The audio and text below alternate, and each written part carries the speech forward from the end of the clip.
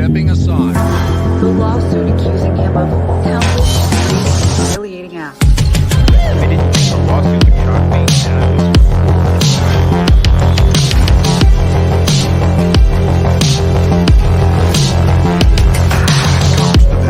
A lot of that's the character.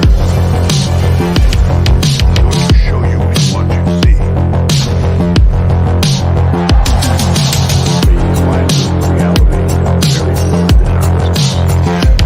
The individual loses all sense of who they really are. My name is not Vince.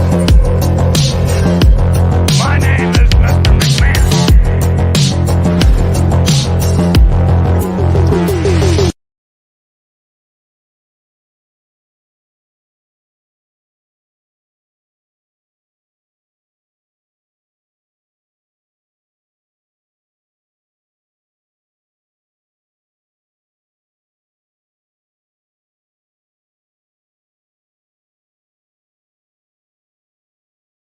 uh I'm trying to figure out what go with lobster.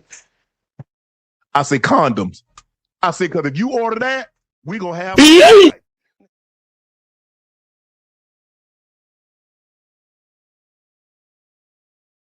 What's up, everybody? Welcome here to our collaboration of the Midfit Nation, Kayfabe Cartel, and the BX Sports Jedi Heel the Ring podcast. We are doing the documentary series, Mr. McMahon. We're doing the full review. We saw episodes 1 and 2 on Wednesday, but we finished it off, and we're going to give the full review. But first and foremost, let's say the man in charge. Salute to the one and only Crishaun. Saludos, salute, welcome. Hello, sir. How are you? Salute to you too, BX. You can follow me on on X at Crishaun the Don, or YouTube at Misfit Nation, or if you're obviously you're into wrestling, my wrestling channel at Kayfabe Cartel. Shout outs to all the sports Jedi networkers out there. Much love. Appreciate you guys. Indeed. Let's go. So, like in the words of Cody Rhodes, so what do you want to talk about? What do you want to talk about? Indeed. We saw episode 1, Junior, where it took me on a roller coaster of nostalgia as a childhood. We saw the beginning of Vince McMahon. But I wanted to touch something, Chris. When we saw the documentary series about to start, we had a question immediately that if you look at it again, you want to ask a question what Vince McMahon said. I'm going to play a clip of exactly what he said, and I want to see what your thoughts, and we'll dissect that as we move on in this journey. Here's the clip from Vince. All right. I wish I could tell you the real stories. Holy shit. All right, give us one. No. Why? That's why I'm saying I don't want to tell you these stories. I'll give you enough that's semi-interesting. I don't want anybody to really know me. So I pause it there for a second or stop it. He's telling us immediately, he doesn't want to give us to tell us the story. Like, no, but he'll give you something. Is it him writing a script on this documentary of what is real, what is kayfabe, what is Vincent Kennedy McMahon? Before we even start the documentary, before the stories that even have been told, what's your thoughts on that opening statement from him? Well, you could take it one of two ways. One way, it's that he has some nefarious things that he's covering up and he doesn't want to tell us about it, right? Which most people will probably take it that way. Or it's Vince McMahon because also he opens up the documentary by saying, I hate talking about myself. And you don't really hear Vince McMahon talking about himself in public like that. So I tend to believe that he is that kind of guy. So I think it may be him being modest in terms of like not wanting to reveal everything and being who Vince always has been. And that's, I'm going to give you what I want you to know. You're going to know about the real Vince McMahon. Even you're going to know what I want you to know. You're not going to know everything about him. So Okay, I took it that way. Yeah, I took it that way. Of course, I could see why people would think it also means something nefarious, just to be fair to the conversation. But yeah, that's where I went with it. What was your thoughts? When that's exactly what I was thinking of. We live in a world where everyone is there's a little dissension or people always got skeletons in the closet, like they say. Now, there isn't a squeaky clean person in the world. You're always gonna have that doubt in your mind. Is he really BSing me? Are you really giving me are you giving me a 5 card Mountie? Look, pick a card, and you're moving the cards around to tell a cute story.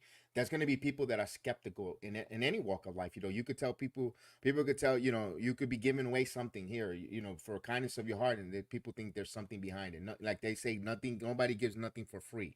You want something in return. Or Vince is telling us a story for why. Is he doing it? When I mean the 3-card Mountie, pick the card, pick the eight of ace of spade, and you're flipping the card. Is he doing that with the story to take us away from what is in the news with him? That's one side of the coin of people thinking. Or maybe this is just a man who knows that he's 70 plus years old, and he's trying to tell his story from his point of view, from his mouth, before he passes and leaves the earth. That's the thing I questioned, because I also had another level to it that I thought, is this also Vince McMahon still being the character in some kind of way of, he understands mystique. He understands building mystique and having people question what you're about rather than actually knowing, because that actually sells more than when they actually know. Because kind of in this whole thing, you get the sense that Vince is sort of a boring guy, minus his other eccentricities. But like when he talks about his own childhood and stuff, I don't get a passion from him, which is weird. But yeah, I think it's weird because I didn't get the sense that he wanted to tell everything, but you felt like that's what the point of this was to be a final Vince McMahon tell-all kind of thing, and he was still being secretive about it. So it does still put a question mark on Vince as a person. Like, what is the motive of even this documentary? What was the point? Because they didn't have all the stuff that in the news yet. All the scandals didn't come out yet when he was doing these interviews. And you saw he stopped doing the interviews. We'll get to this later, but he stopped doing the interviews once the scandals came out. So that's not the reason. Right. What was his motive? Did he knew that there was going? It makes me a lot of different questions, because this man, regardless of the fact, like him or dislike him, he always had an eye on the future. I know, and I know people will say, well, did you see his creative? He wasn't thinking about the future, but he's always thought about the business and involving the business futuristic wise. Is this somewhere where Netflix approached him to give him a lot of money? Because he does love money. He didn't care. Like, we'll talk about that too when we get to the Attitude Era, why we bring that question, or about the color. We don't care about the color of skin. He cares about the color of money. And is he saw a lot of money from Netflix, and he says, if I have a good working relationship with Netflix, could it be that he was getting the deal? They got $5 billion from Netflix to go bring Monday Night Raw there. If that's working relationship, laying the foundation, and then this unfortunate stuff happened in the future, could it be that's why he did the and then I'm sorry to cut you off, but yeah, no, it's you're good. Yeah, he did it almost reluctantly. And then all the scandals came out, and then that sensationalized this whole docuseries to make it bigger than what it actually was when they intended to release it. It was just a Vince McMahon story. That's all it was supposed to be. Right, and he had a new media platform to do it on, because he couldn't do it on Dark Side of the Ring, because it kind of felt like he was being slammed. The WWE and the wrestling business as a whole was getting slammed. If you look at those Dark Side of the Ring, you freaking want to cry. With all the stories that comes out of it, it's really heartbreaking for all those wrestlers. So it kind of seemed like this was a platform for me to kind of tell my side of the story, what I've been through, where a twist of some wrestling drama or wrestling storyline where the wrestling fan is going to get captivated, and maybe some casuals and newcomers, like, everyone likes a documentary series, if no matter what it was, if it's a true crime, or even in this wrestling business, they're going to hook. And I think he saw of that as trying to involve the wrestling business with Netflix partnership. And then the stories came out. That's the way I perceive, as we see in the beginning with Junior. He talks about, I didn't know he lived in a trailer park, and his mother, abused him, and his stepfather beat the crap out of him, physically abused him. Mother kind of sexually abused him. He said, kind of related to He alluded to sexual abuse from his mother, yes. And he alluded to that in the Playboy interview that he did back in like the 90s or something. But yeah, I mean, I don't remember if it was this episode or the next episode. They kind of melded for me because we watched them together. But Right. Vince also admitted to having an affair with the referee. So Right. it's almost like to the thing of like he was being like open about a lot of things that he wasn't in the past, that he never was in the past. So it's almost like there was a level to it that was a tell-all kind of thing. And I assume he only told us what was already proven, because that's what I got the idea of. I've got a hold on. Let me see. I think I've got a clip regarding if did I find the clip of the lady. Well, while you look for that, yeah, just to reiterate what you said, he did grow up in a trailer park. He was abused by his stepfather, sexually abused by his mother, probably, and it kind of, that's one of those things that when you're watching it, you go, okay, that gives me a little more clarity on and context to why Vince is the way he is, and even like as a creative, you get that. Okay. Like, there's a thing in creativity, and me coming up in the music business, I learned this, is that you have to be kind of a little messed up to be a creative. There's something about that. Like, most creatives are really tragic, tortured people that lived horrible lives. So they end up being more creative. I don't know why. It's just a psychological thing. But again, it just shows you, okay, that's why he was a creative genius. That's why he came up with super outlandish things. And that's why he probably was a pervert sexually, you know? Now, did he do anything illegal? I don't know if this whole thing really proved anything.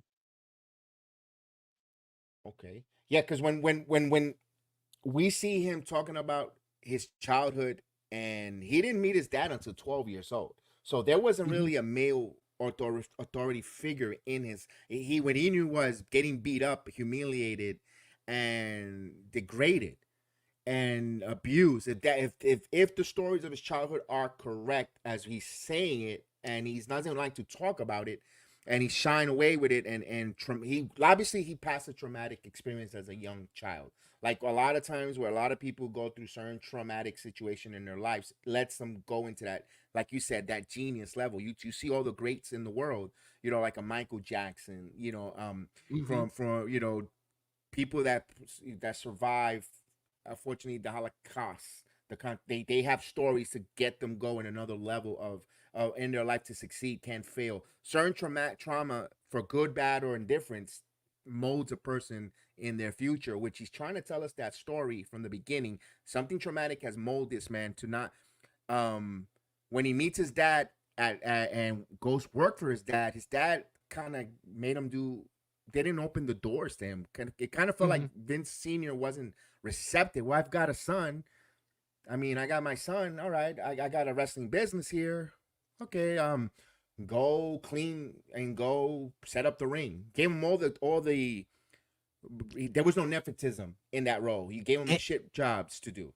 And what I found very interesting was the striking similarities between Vince Sr. and Vince Jr. and Vince McMahon and Shane McMahon's relationship. It was almost a spitting image. Yes. And to the point where, and I know I'm getting ahead of the conversation here, but it's the whole enchilada, like Hulk Hogan said. We're not going to give you the whole enchilada, but we are. And we are, yeah, brother. To the point where Shane wanted to take over, and Vince was like refusing to do it, and said, "Listen, buy me out the way I bought out my father. Yeah, if you have the balls, do it." Right. But I think that definitely the father and son relationships, that was a theme going out through this whole documentary, because it definitely led into the family business side of it and all that. So I think that was one of the episodes. But I'll let you take where do you want to go with this? No, we're wrapping up the junior part. We see how he takes advantage. Like you said, he bought his father's company. His father wanted him to fail. Didn't, Dad was like, you want to take the company, you got to make payments. If you miss a payment, no matter what, if you're on your last payment, I'm keeping the business. And one thing we find out, Gorilla Monsoon was supposed to be the heir of the WWF at that time. It was all going to Gorilla. And Vince, like Linda said, he stole from Peter to pay Paul, and he kind of believed himself. He had a good backing with Linda McMahon. Linda, they show here their upbringing. Linda McMahon, she was a middle class child. When the grass was green. I mean, where do we hear that from these days? Excuse me, I had a little bit of a camel toe. I had to get out. We see her now in his life, backing him up, right and died and going and exceeding, and we see that dynamic. And okay, and I can understand where they come from. She believed in the man, and they had the rest. They talked about the WrestleMania. We went through all that nostalgia. It felt like a feel-good episode 1 with Junior, because Vince, from nothing and from traumatic experience, he believed and he grew and he banked and he rose. No matter what you say, the man triumphed, rose, and bought his dad's company, kind of got rid of his dad from creative and changed the landscape of wrestling. And that's a big plus there for the first episode. And as much as I understand people's hatred for Vince and all that stuff, sometimes I don't.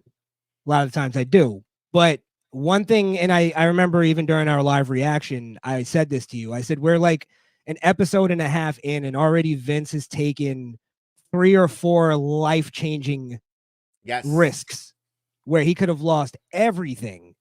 To put on WrestleMania, he got the loans, raised the money, mortgaged his house, all while having 2 teenage kids. You get what I'm saying? Like, this is like next level risk that 99.99% of people wouldn't take. And it's the fact that, like, a lot of people like to take away that the whole thing that Vince isn't self-made and all that type of, it's like, you can't take away that from him. You could hate him all you want, but you can't take away that he does have that he was self-made. Of course, he had a lot of people that worked for him and, blood, sweat, and tears, of course. But Vince knew what he was doing. He took the risk, and that's why he was the one that reaped in most of the benefits. So you can't get mad at that or take that away from him. And a lot of people like to. That's what I stand up for when I talk about Vince. I at least admire that in him.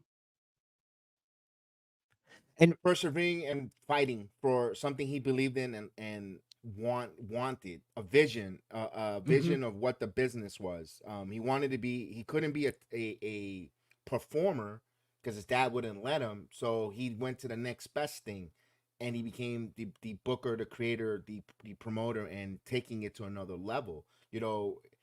He even got into. I didn't know about documentary. He was working with Letterman. I didn't know he was a correspondent, doing sideline with like an Letterman show, and he showed a personality there. And just seeing him grow, and one of the smartest decisions, getting there with the rock and wrestling with Cyndi Lauper, that connection, and getting mainstream and getting into the main, keeping an eye on pop culture. Pop culture is something extremely popular and important in the wrestling business until this day. As many people could roll their eyes for Taylor Swift, some people don't like Megan Thee Stallion or, Sexy Red, but they're still using that pop culture to grow the wrestling business in a different way. But, not to get off track there, he's successful. Real quick, I'm sorry, can I add to that? Because I think there's something that highlighted in that whole thing that a lot of new age wrestling fans miss. And because when there's celebrity involvement these days in wrestling, a lot of wrestling fans, these sort of, hipster new age guys, they'll roll their eyes at that and go, oh, this is a cheap way of getting people. And it's like, when you watch this, you realize celebrity involvement in wrestling, and WWE specifically, is historic in making wrestling what it is today. The Muhammad Ali, the Mike Tyson, the Cyndi Lauper, the Mr. T thing, like, it's always been a selling point in WWE. And the fact that fans discredit that today, it shows that they really don't understand the history of what they're watching. They're rewriting history. They're basing it off of revisionist history. Excellent. Excellent. Yeah, they But even sorry, got the go on. No, they even got one of the biggest names, for in white America, Liberace. I mean, when you could bring a Yeah. Liberace classical with the way he was, that drew another demographic, not the young, not the youth, the older moms, the grandmoms, the moms that thought Liberace was the hottest, hottest hunk in that time, and they were watching. Oh, but I'm gonna take my grandson to watch this because Liberace is gonna be there to sing it and do all the pageantry, all of that there. That's big. That's important.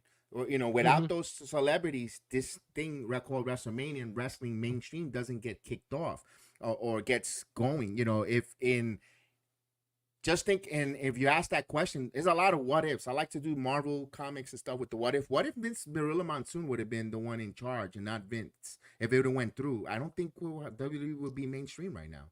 They'll still be No. territory and it'll be Carney. hmm I was just gonna say no wrestling would be mainstream. And that's the thing that Vince saw that nobody else did. He saw that cable TV was becoming a thing before anybody else did.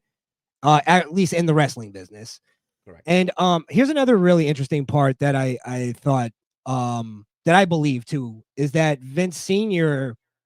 before he died, he expressed to Vince that he was actually proud of him for doing the takeover, which has never really been talked about because it's always been spoken that Vince Sr. That Vince McMahon that he waited till his father died and then he did the takeover, which wasn't actually true. That narrative is false. Is that Vince Sr. saw the takeover and that he was proud of his son for doing the thing that he couldn't do. So yeah, I think that's really interesting. That was because he passed away at 69 years old, and be honest with you, we were watching that nostalgic time. I told you on the live air, I didn't remember when Vince Senior died. Yeah. They kept it quiet. I didn't remember because and I was watching the product with my grandfather. And I mean, because I was spotting names like this from the past, and I didn't. I still in this day don't Now, recollect McMahon Senior passing. a question: did you know back then? Because in the '90s, I didn't know until a certain point that Vince McMahon owned the company. Did you even know Vince Senior was the owner? Did you know The the way owner? the time I knew Vince McMahon Junior was the owner, not Senior. I didn't even know who the owner of the league until Vince McMahon did the beautiful video with the saxophone with the from the Power Driver video soundtrack that he did when he was singing. And then I remember my uncle telling me, no, that's the owner of the company. No, he's the commentator. No, he's the owner.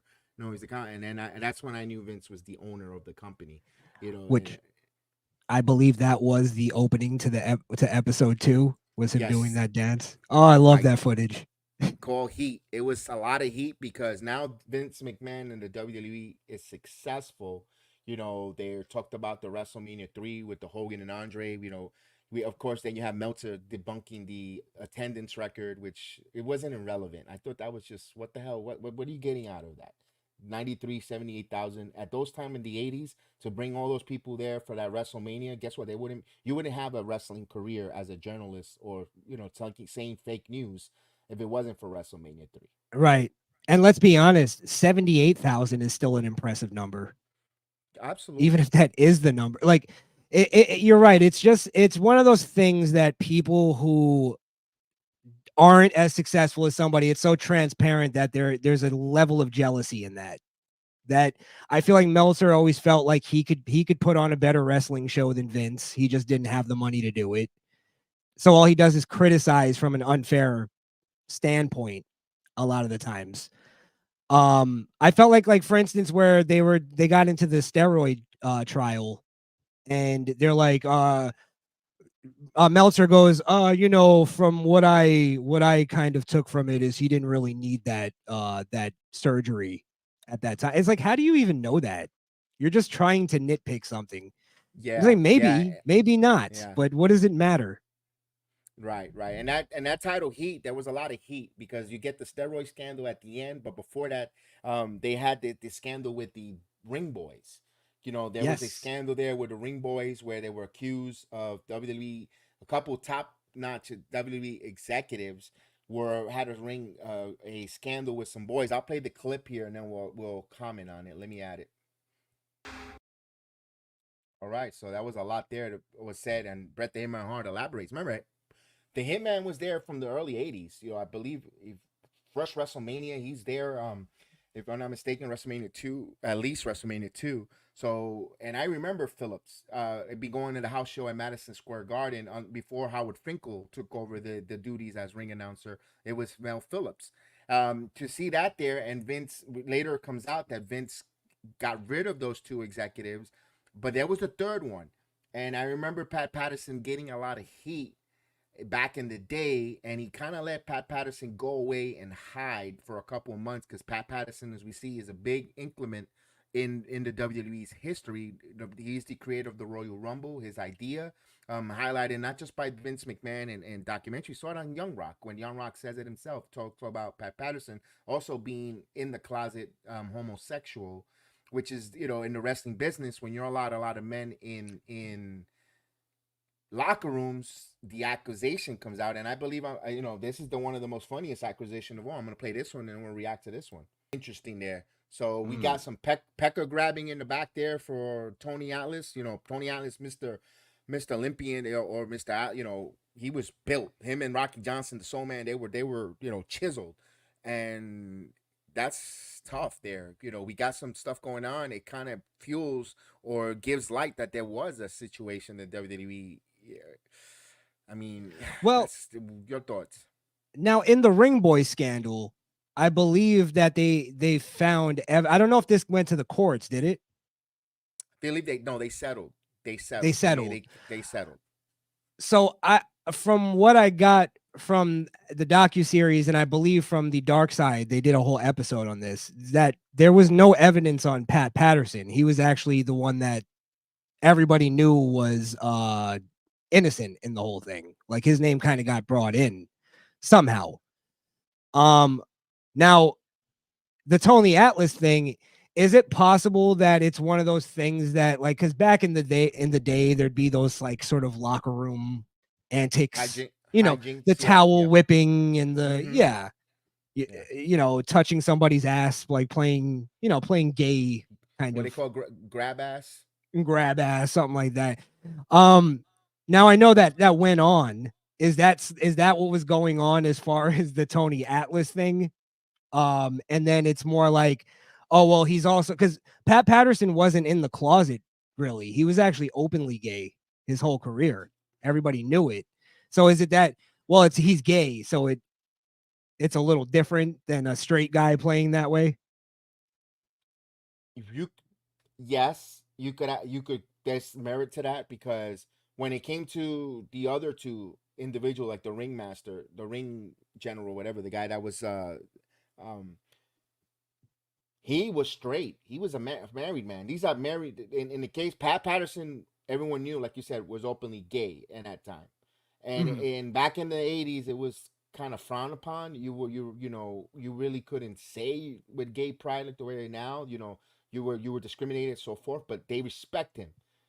When the other two individuals, they were quote unquote heterosexuals with predatory behavior on the young men, and that's where the difference is, where that's deplorable.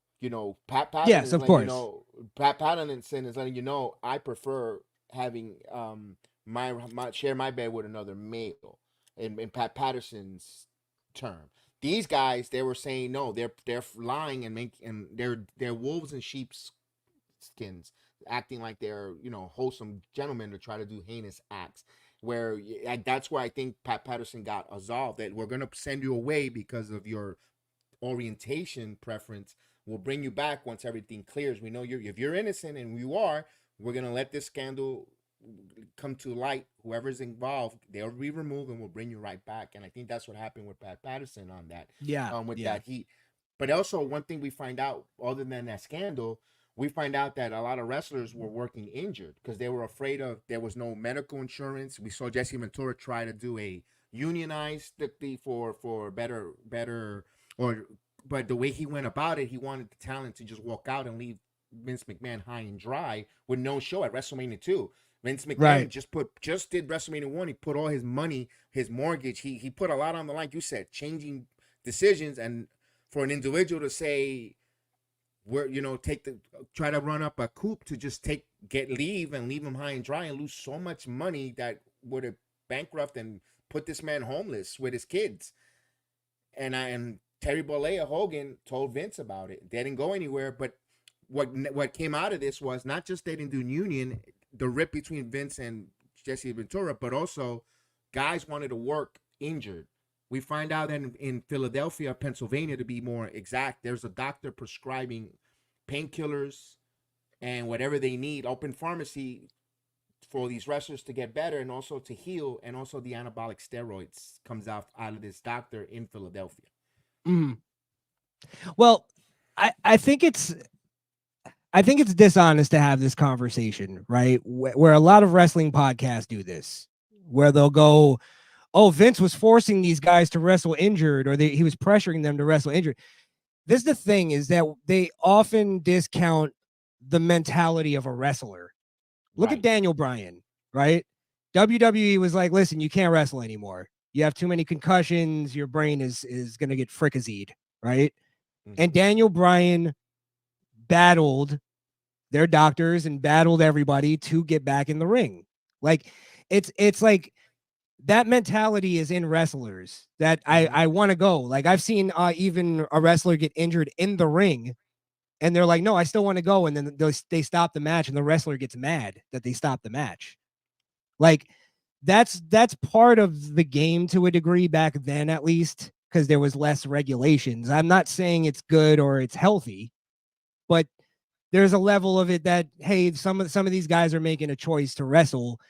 And that's just the way the game goes. So, yeah, I'm glad, though, that WWE has put in some of these regulations. Again, we'll get to that a little bit later, because it definitely protects these guys. But it's a different time, and that's a big part of this whole docuseries as well. A lot of this was just a different time. You can't judge it on today's standards. It's not fair. It's just not, and it's not logical.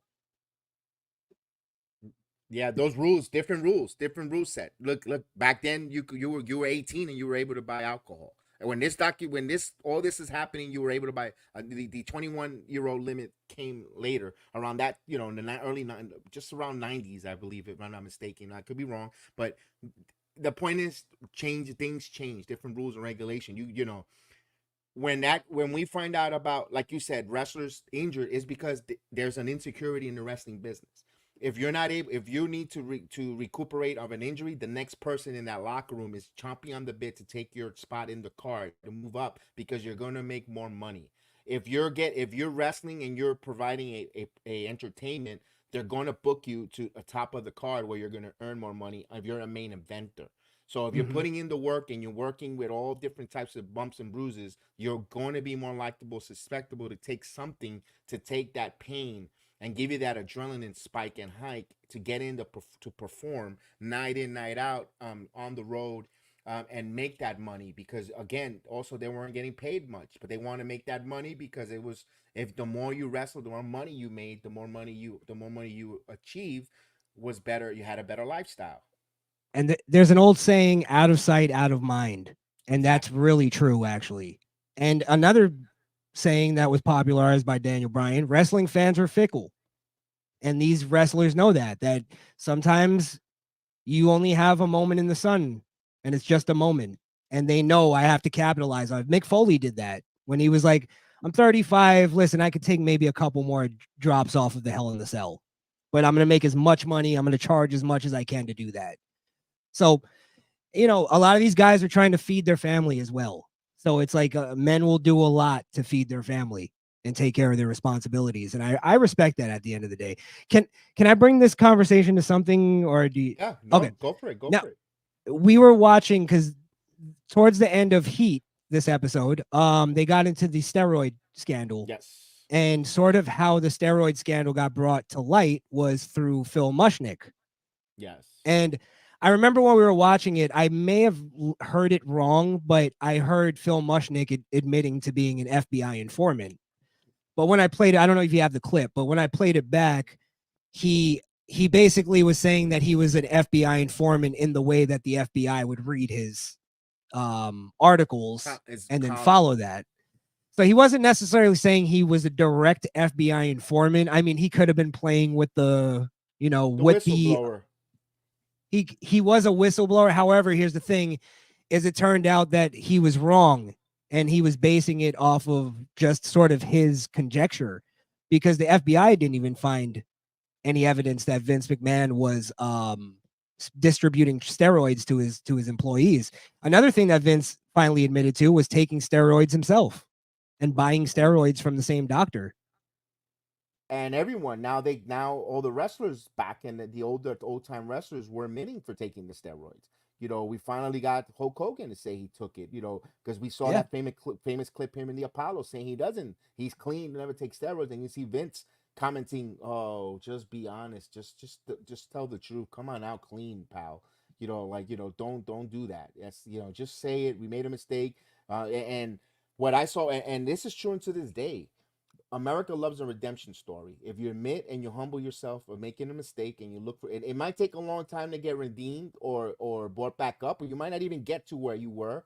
But everyone likes a redemption story, and we'll talk about Mike Tyson, and I give you a case in point where Mike Tyson is a redemption story to a degree, and so forth. But I like the fact that we talked about Phil Mushnick, enlightening or pushing the FBI towards Vince McMahon, and they were trying to get him from he was the one distributing and forcing his performers to take the enhancement in order to keep his show going. If you were going to be part of it, kind of insinuated if you're going to be a top guy in the WWE or you want to keep your job, you have to take the steroids. And they're making it seem like he was the one supplying them. You're going to take this because I need you to look like this. And where Right. that's where they were trying to get him in the court of law, where they get the big trial in Uniondale, Long Island, and he came out winning. They thought Hogan was going to flip, and it's interesting. Before Hulk Hogan at that time wanted his release. He wasn't really hitting no more. Kind of was a man of, kind of stale in the WWE. Yeah, I like, and they had that agreement. If I get okay, I'll give you your release, but you cannot wrestle for my competition. So Vince and him had a verbal agreement. He says, "I wish I would have put it in writing."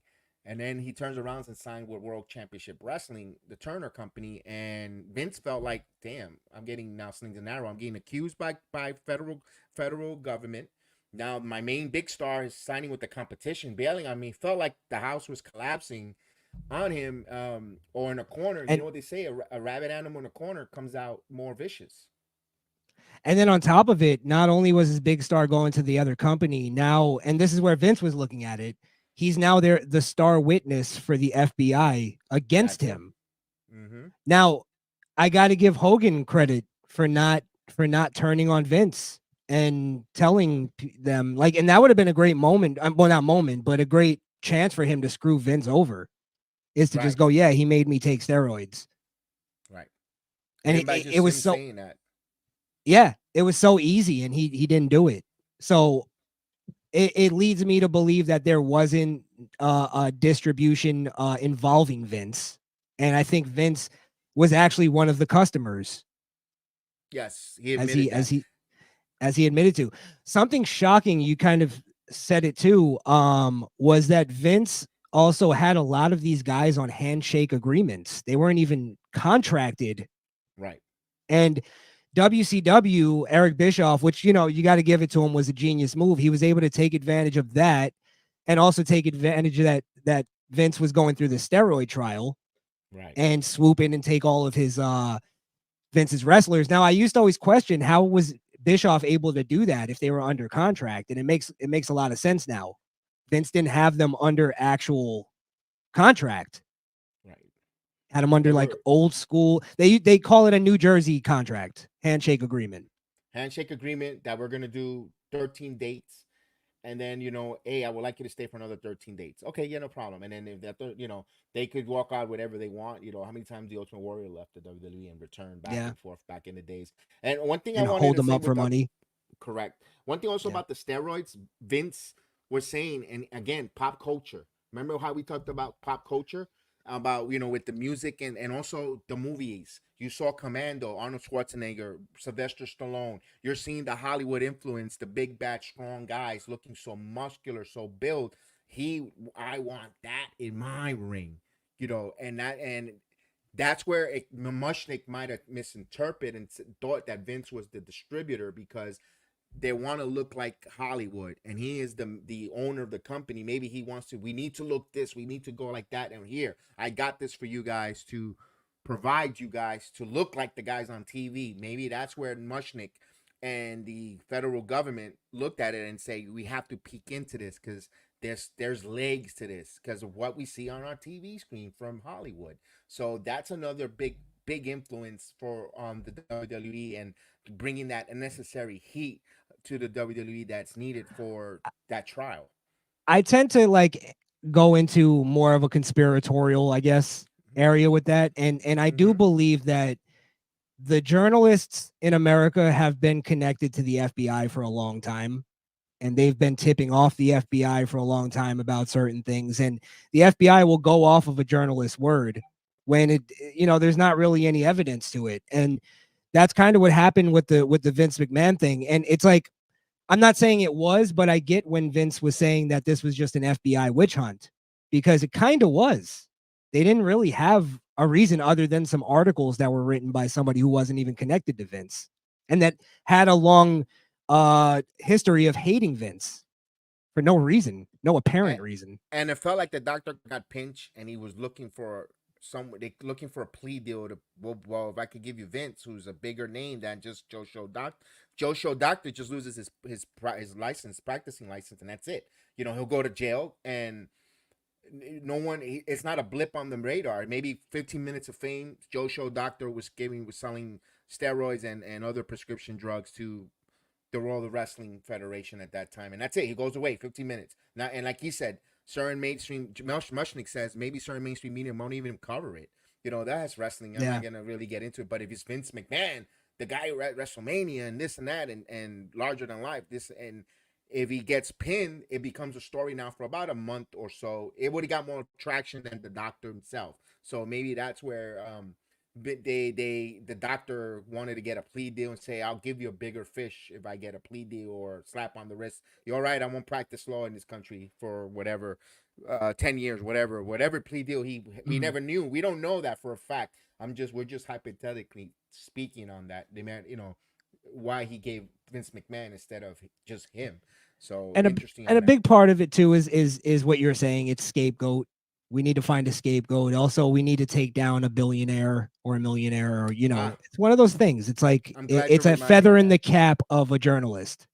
Not only that, that's when in the 80s when President Reagan put that war on drugs, where they needed to find an example and say no to drugs for in the 80s before that was implemented. So they wanted to make sure that president policy on say no to drugs, they needed a face. They couldn't go after the narcos in the cocaine and the crack. That's before crack blew up. So they got steroids. When you saw that infiltrating NFL, you started seeing to infiltrate MLB in the late 80s.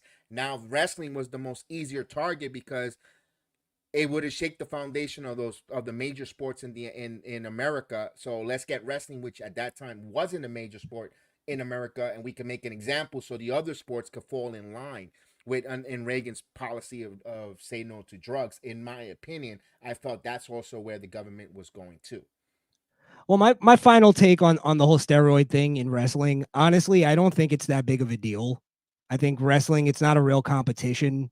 If it helps these guys, performance enhancement, if it helps them like put on a better show, I don't think it's really it's not cheating. It's not.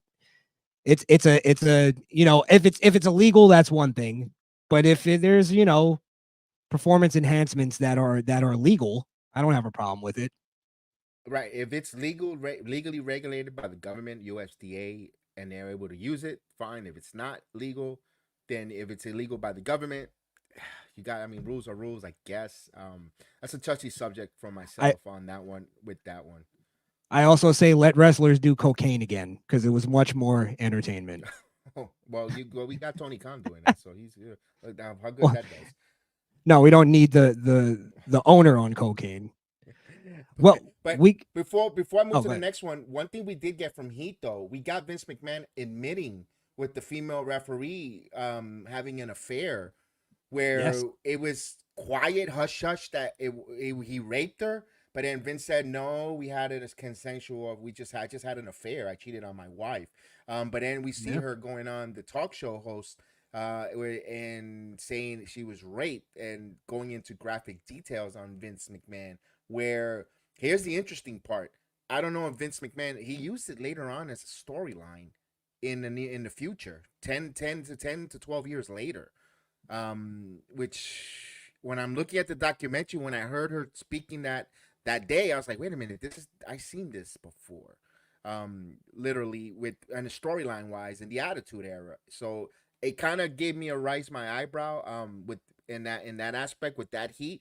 And there's certain things I'm like, that's why I asked that question, and we're gonna get to that at the end of the show. Is Vince McMahon a good or a bad guy? And that was the first time I had asked myself that question, Chris, on that one.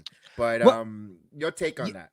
you have to first sift through whether or not you believe. Like, what side do you believe? Right, there's three Um, sides to a story. exactly. So do you believe, or what is the truth of that story? And if because the truth, well, what it ended on was that they settled at a court, right? Yes. Yeah, undisclosed sum, blah blah blah. So I don't know. I tend to lean on the side of the thing of, well, if you're not like pushing it to go after him criminally, and I understand statutes of limitation, but it's kind of hard to say that there's any evidence that it wasn't consensual. Now, I'm not saying it was.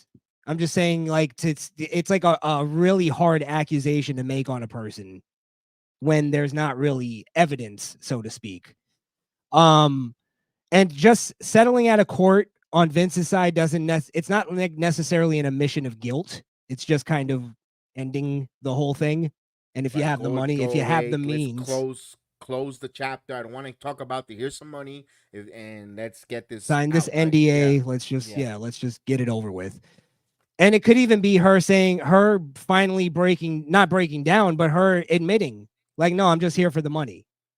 And then Vince going, all right, you know what? I don't even want to deal with this. What do you want? Could How be. much to end this?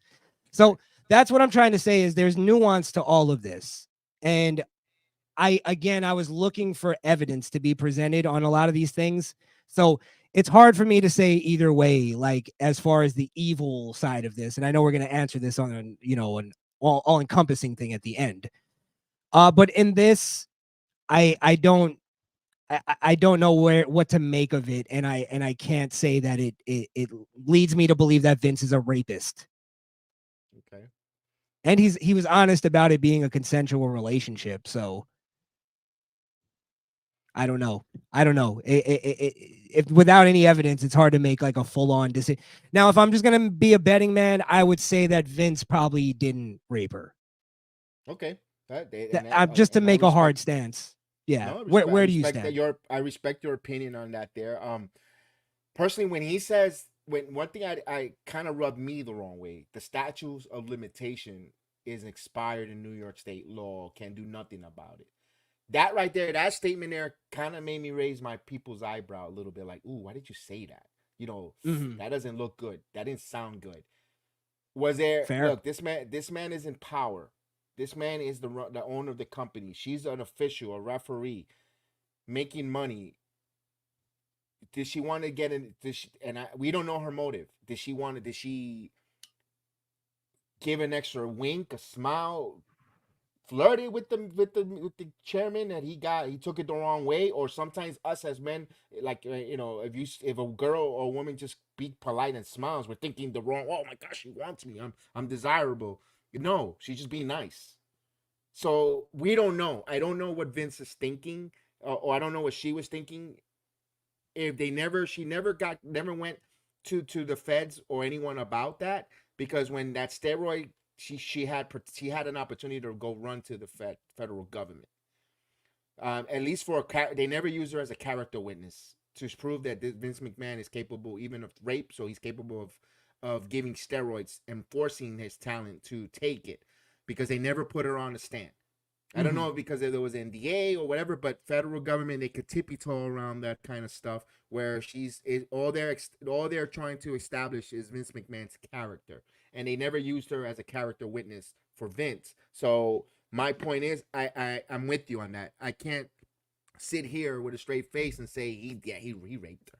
I can't. I don't have evidence, but I didn't like certain statements that he made that kind of made me raise my eyebrows at the end of the day with that. I totally get you on that. I might have missed that statement. So I get where you're coming from. One thing I'll just say is the thing about sort of like similarities to things that happened in his life to being on like wrestling storylines. I don't know if that's as like as damning as people make it out to be. Okay. And what I mean by that is like a sexual harassment storyline is kind of like a run of the mill storyline in terms of like what happens on TV.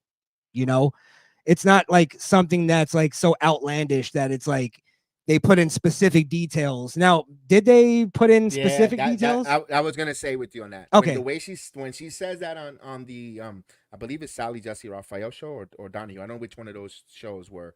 The way she explained it, he does that. He does the same exact words that she used says it to Trish Stratus, and I'm like, holy crap! Because I was listening, I was like, he made her turn. I think when he was about to address when he purchased WCW, he says, "I'm about to address the WCW crowd." I think that's when he says that verbiage to her, and it sounded exactly how the female referee. And I apologize for not remembering your name. I should have wrote notes on that. You deserve your name to be mentioned out of respect. So I do apologize on that. But Yeah. the way he said it, to her, and the way she said you need to do it, and she did, it's like, ooh, this was exactly how she described it there. So that was just an. Are you talking about the Are you talking about the barking like a dog thing, or was that something else? No, that's something Okay. else. When he has WCW when he purchased it, and I believe that was around the 10 o'clock hour of Raw, if I can remember, if I'm remembering, and because I saw the clip, and because I know he's gonna address it to the WCW faithful. He has the WCW in the TV there in the backstage. He goes, "I'm about to address," kind of called them, goofed on them, and he told her exactly like that. Yo, maybe you could persuade me this and this and that.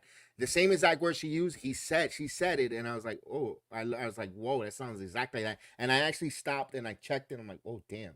So that one there kind of raised my eyebrow on that with Vince when he said that. I was like, I remember now what you were talking about. It was that, her trying to, I think, persuade him to, or he was saying you could persuade me, and he was alluding to like a sexual favor. mm-hmm. Yeah.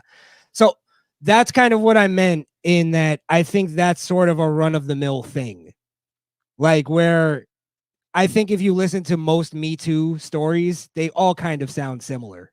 Like if you were a powerful man, you'd probably say that, like as a way to like innuendo your way into, having sex with a woman. So it's like using the same come on line to different ladies, or your first opening line to show you to see which lady works. Or it could just be, again, bad creative on both sides.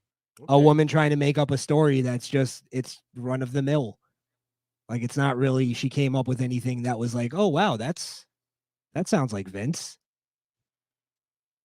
But and speaking of grabbing stuff from others and recycling, like we were talking about with that story, like you said, Chris, the screw job.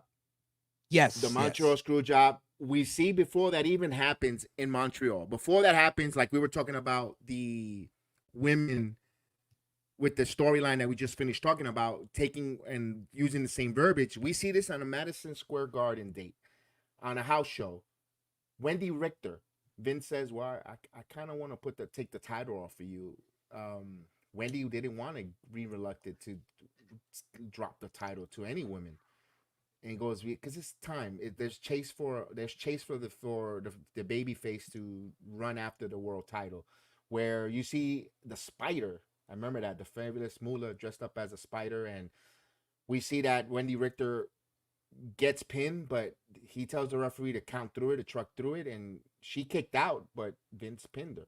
I mean, Vince went through it and let Moolah get the pin and win the women's title. Interesting, because I remember seeing that, and like I always talk about WrestleMania 6. I said Hogan kicked out of Ultimate Warrior's splash in my eyes, but and I go, wait a minute, I see the Moolah kicking out, of getting the pin. What was your thoughts before that? I mean, and then we see what happened with Bret the Hitman Hart. I mean, he borrowed from the past.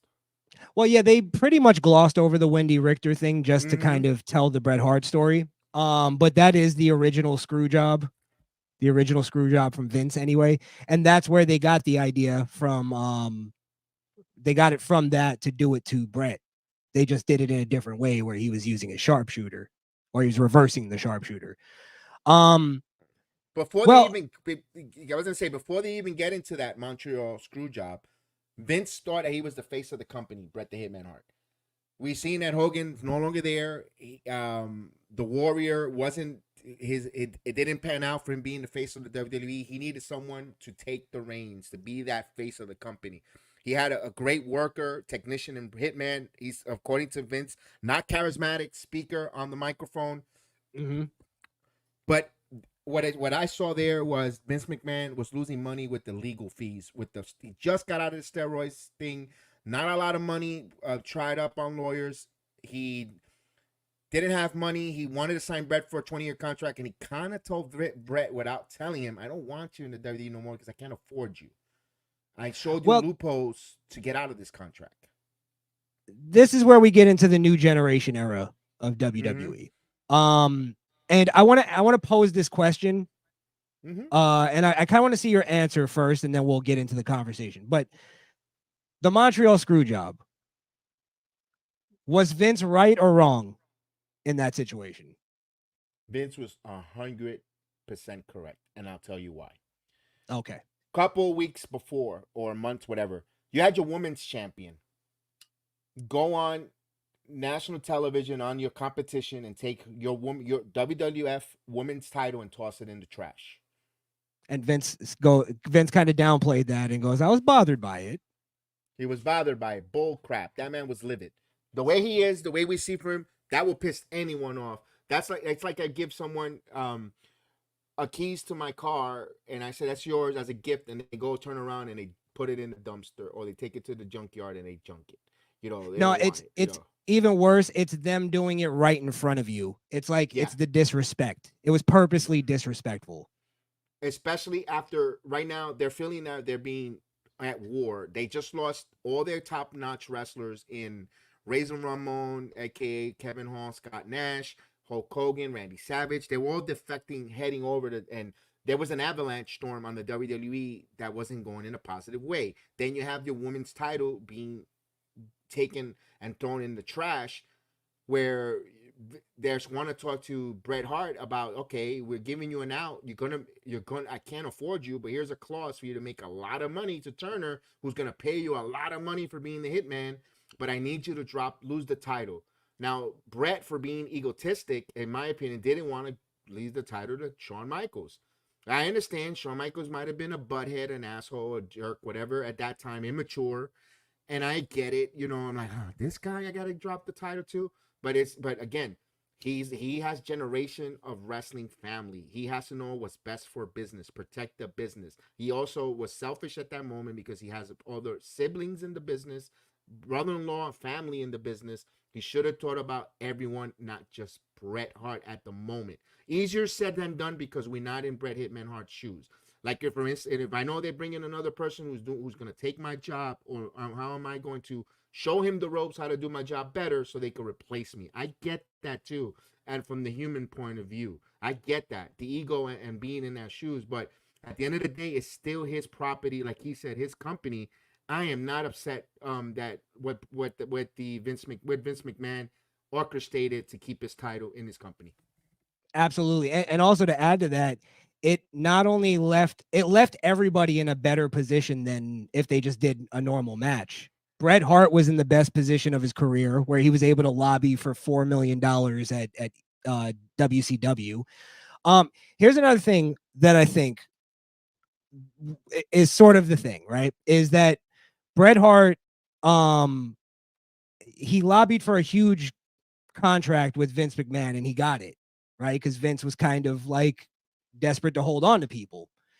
Right. I don't think anybody expected Austin to blow up the way he did at that time. And Austin and the whole like attitude era like shift kind of happened at that moment. And it almost devalued Bret Hart in a way where his type of character sort of became less relevant in wrestling. He wasn't an anti-hero. He wasn't, he was just a quintessential baby face. He wasn't even an all-American baby face. So I think Vince was smart enough to understand like Bret's not as he's not going to be as valuable as he is now in a year. He's not even as valuable as he is now 6 months ago. You know what I mean? And Bret, I think, overvalued himself and didn't see the change happening. And Vince, I think, saw all the writing on the wall. He understood where it was going. It even took Vince a minute to kind of get there, where Triple H and Shawn Michaels had to push him to the Attitude Era. So I think that's inevitably what led to the screw job, is that with the contract situation. And the fact is that Bret was being selfish in that moment because it wasn't even really about losing to Shawn. It was about him losing to him in Canada. Right. And I feel like you're being a little bit ridiculous. Now I know Bret had creative control at the time, but it's like, you should know, as much as you love the business, you should know what to do. And this is the right thing to do, is to lose the title, not give it up on Raw the next day. That doesn't help anybody. Bret is very contradictory. I don't know if I'm saying that right. Contradictory. Yeah, sorry. Contradictory in a lot of ways, where he looks at the curtain call, right? Because they covered the curtain call a little bit.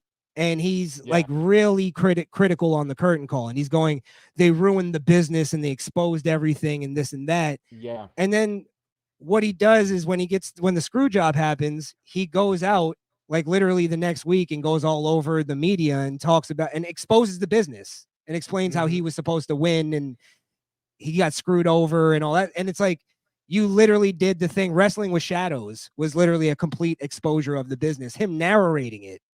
Right. So it's like, I feel like he's very much like, well, I could expose the business. Like I could do it because I'm going to do it the right way. Like he had the right. That was his God-given right. Yes. And I get that. Let me say one more thing, is the whole documentary opens with Bret Hart giving this really like pompous kind of analysis on himself, where he's like, look at me in the ring. Everything I did was great. Every punch I threw, it was real. Everybody believed it. And then the rant ends with him like looking at the camera and going, I was a true artist. Yeah. And it was like, oh, Bret, stop. You were great. Don't get me wrong. Don't put yourself over. Let someone else put you over, pal.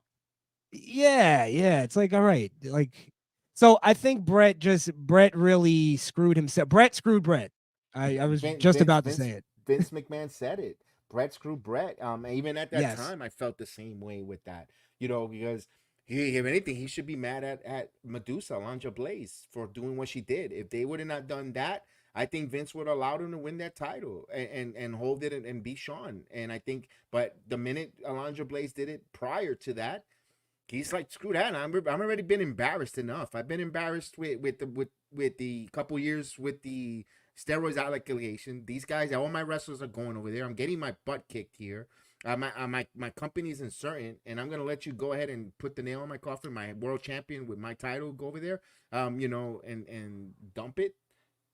No, and I know. And before people say, well, Ric Flair did that back in the day before Bret showed up on WWE programming and showed the big gold title, but WWE blurred it. They blurred it, and the story behind that big gold title, Ric Flair bought that title himself with his money. So he wasn't going to leave that title that he purchased, his property, with that company where he's no longer working at. It's like with Taz with the FTW belt. That's his belt. He made it. He's taking it with him, whatever company he's in. He could show up tomorrow in GCW, and he'll have that. If he wants to show that FTW belt, he could show it because it's his property.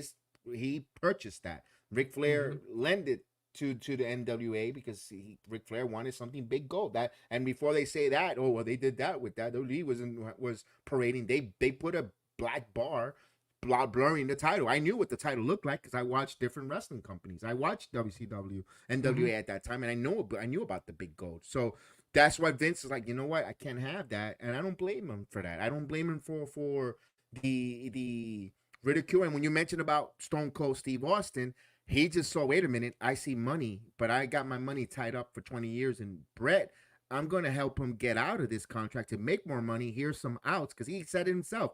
He showed them where in the contract it showed where there's outs. And Brett was being stubborn. He didn't want to leave. So Vince was like, I kind of, without really telling him, you got to go. I don't see a future with you anymore in the WWE, without telling him and trying to tell him a nice way. But it escalated to Brett screwing Brett.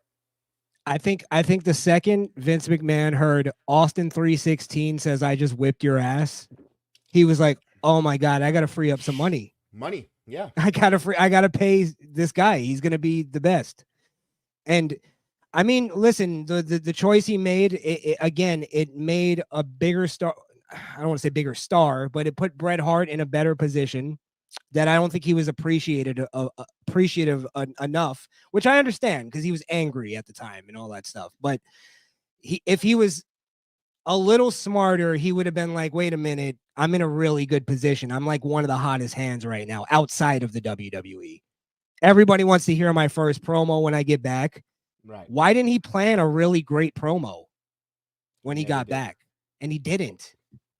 And that's Bret Hart's fault. I also Bischoff because he couldn't wait to go on Monday Night Nitro with Canadian flags like a dumbass to parade that they got Bret Hart. Like, it was a dumb move. Yeah, Bischoff admits to this day that he didn't know what to do with Bret. And it's like, I don't even see how he didn't know that. Like, I get maybe not like his full term. What are you going to do with him? But like, you at least know, make him come cut a promo on Vince, let him let it all out. And that's first week at least. Right. And then see where that goes. It's like. And it's a shame because I thought Bret Hart, and we're going to close the Bret Hart chapter. Yes. The Bret Hart with the Hart Foundation when he had Pillman, Bulldog, Owen, Neidhart. I kind of like that attitude that they had. They used to come on in the black leather jackets. You know, I loved it. I loved it. I was like, they could go up against the Nation of Domination if they want to go at that time before they split. It kind of worked, but then like that happened, and it's like, damn, it's so chaotic. It's like, okay, it is what it is. Have you ever seen Wrestling with Shadows? I have not. And I'm a big connoisseur of all that stuff, and I have to watch that one. Watch that. It's one of those like beyond the mat. You have to watch them. Bret Hart was very reluctant throughout that whole heel run, and I agree. That to me was Bret Hart's best work. Like his promos had passion. They were funny. He was like Bret Hart's actually a funny guy. If you know, like the El Dandy promos, like those are pretty funny, and he's just being a regular dude. So, yeah, I mean, he never focused on his mic work enough. And I think that's what left him in the dirt as far as like against Austin and Shawn and all these other guys. That's the last I'll say on Bret. And the thing about Bret with those promos when he was very intriguing because there was patriotism. He was a very patriotic Canadian, and he was shooting on being a Canadian, how much prideful it is to be Canadian and working and shooting on the American public. It's the American, so he was like the Canadian versus the United States. And that's why it resonated, because there's some truth. Wrestling promos are always great when there's a little bit of realism in it, or you can relate to it. And when Bret was talking about his patriotism for Canada and dislike for America, that's why he kind of worked with one of his best work with his promos, because we could relate. We were like, oh, he's taking jabs at us as an American. Screw Bret. I can't. And then Canada loves it. Oh yeah, give it to the Americans. That's why he was over. But like you said, how much more can you really go? Here's Bret talking his anti-American crap. How long was it going to last if he didn't involve? And maybe that's what Vince saw too. I mean, how much more can I really how much lemon can I squeeze? Canada versus U.S. People are gonna get. I gotta move on. Where no, with some. So it's interesting on that Yeah. there with the attitude. So that's what gives form. You could say a little bit of the attitude era because now you're giving the skyrocket to Shawn Michaels, Hunter, and Triple H there, and they were pushing the envelope. They saw what was going on across the other side, and those two guys said to Vince, "Trust us."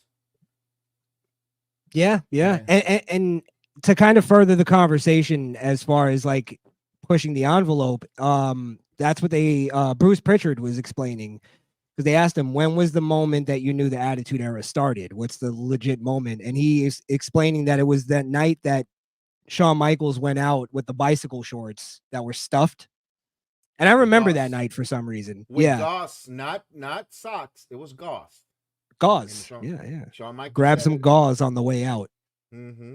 Which is amazing that's what sparked the Attitude Era, was Shawn Michaels on the way out going like, let me just grab this gauze, stuff it in.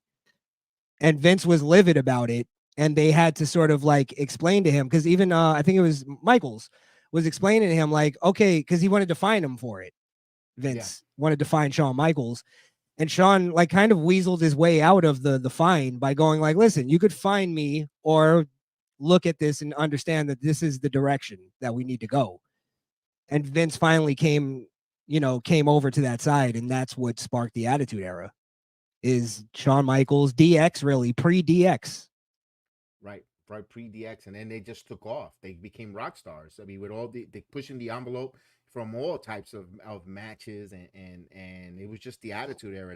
That's the era that everyone loves. Pack houses. They were larger than life. They were getting, closing the gap on the 83 weeks that WCW had on the WWE number one on TV, where the WWE in the Attitude Era was number one over Monday Night Football, not just WCW, over Monday Night Football. To put it into perspective for people, it's almost like big time stories or big time things now, like a Marvel movie. You could bring that up almost anywhere, and most people will go, "Oh yeah, I saw that." That's how it was with wrestling back in the 90s. Is literally you could go anywhere, bring up The Rock, bring up Stone Cold, anybody would talk about it. Anybody knew. It's like I don't know if that puts it into perspective for people to understand how cool wrestling was and how important it was in American culture. It was in my world, it was everything. It was literally, I didn't like anything else but wrestling at points. So from that 97 to maybe 2001, my life was just wrestling. Yeah. And our Twitter was literally going to school the next day and talking about Raw. And our podcast was sitting around recess at lunch, where we have a few people talking and going around in circles and talking, sitting at your lunch table with your friends and folks, and talk about wrestling. That was your podcast. Yeah. That was your YouTube. Any age demographic you could talk to. It really was like, it's something that it's like a very nostalgic thing for me. And that's what this documentary brought me back to, was like, damn, I remember talking about that when I was young. What I loved is that the choppy segment got put in. Yeah. I mean, I was so happy. They did so many things that we see now, like the hanging of Boss Man with the news. And then listen, I know you're gonna say, well, it's for myself. I was very hypocritical. I don't want to sound hypocritical. That's the word. Where we saw Bryant with the bag over the head getting suffocated. But now you're saying, hey, the hanging of Boss Man, just because it was done 25, 30 years ago doesn't mean it's right. It's times evolve, times and change. There's more eyes, more children in the product. It's still wrong. It wasn't right back then either, and it's not right now. Just because they did it at those times. I'll put it this way: I remember Undertaker hanging Austin from the cross. That was as a kid. As a kid, I was like, that is the greatest thing I've ever seen in my life. Right? I remember seeing Big Boss Man getting hung from the Hell in the Cell. Yeah, that's the clip I was talking about. And when I was a kid, I remember seeing that and going, that was stupid. Why did he do that? Like, I didn't understand that from even like a storyline perspective of like, why the Big Boss Man? Like, I get he was Vince's like henchman and stuff, but it's like, that was a little bit much. But I mean, I don't think I got traumatized by any of that stuff. Um some of it was definitely stupid. I can admit that. Just because it was Attitude Era doesn't mean it was all gold. I think a lot of people like to put that on. Now, for instance, I brought up the Choppy Choppy segment. I don't believe that's necessarily gold, but it's just so memorable because of how ridiculous it was. Right. And And then it's and the best who said it. Oh, I'm gonna choppy your pee pee. And it was Choppy funny. Choppy. Yeah. Yeah. It was, and then Kai and Tai and Val Venus in general was a such a memorable character. I don't think he gets enough credit in terms of what his controversy, like what he added to the Attitude Era. And he was a mid carder, lower mid carder Right. at that. A lower mid carder, never got to the upper mid card section, but he was very entertaining. He got over a porn star gimmick. Yeah. Pretty much. That's what he got.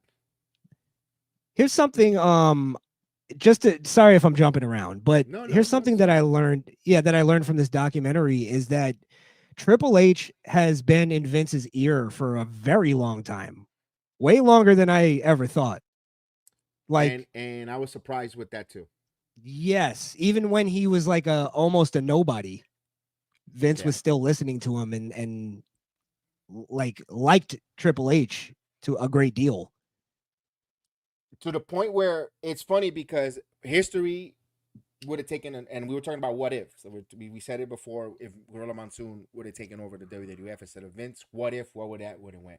What if they don't do the current call? And Sean asked permission. By the way, I didn't know that. One thing I didn't know about the current call. Sean asked Vince if he could. These guys are leaving. We would like to get sent off. But Vince said, "Okay, do it." But he didn't know it was going to be to that degree of nostalgia, how that really went through. But that current call changed the course because Hunter got punished. It wasn't Sean because he was going on a title run. The other guys were leaving. They had to have a face, and it was Hunter. And Hunter was punished by not winning the King of the Ring tournament in '96, where it became Austin. He said, "Austin, I'm going to put you over. You're going to win the King of the Ring." And I love when they told Austin about Jake the Snake, and kudos to Jake the Snake trying to find severity and being a man of faith at that time.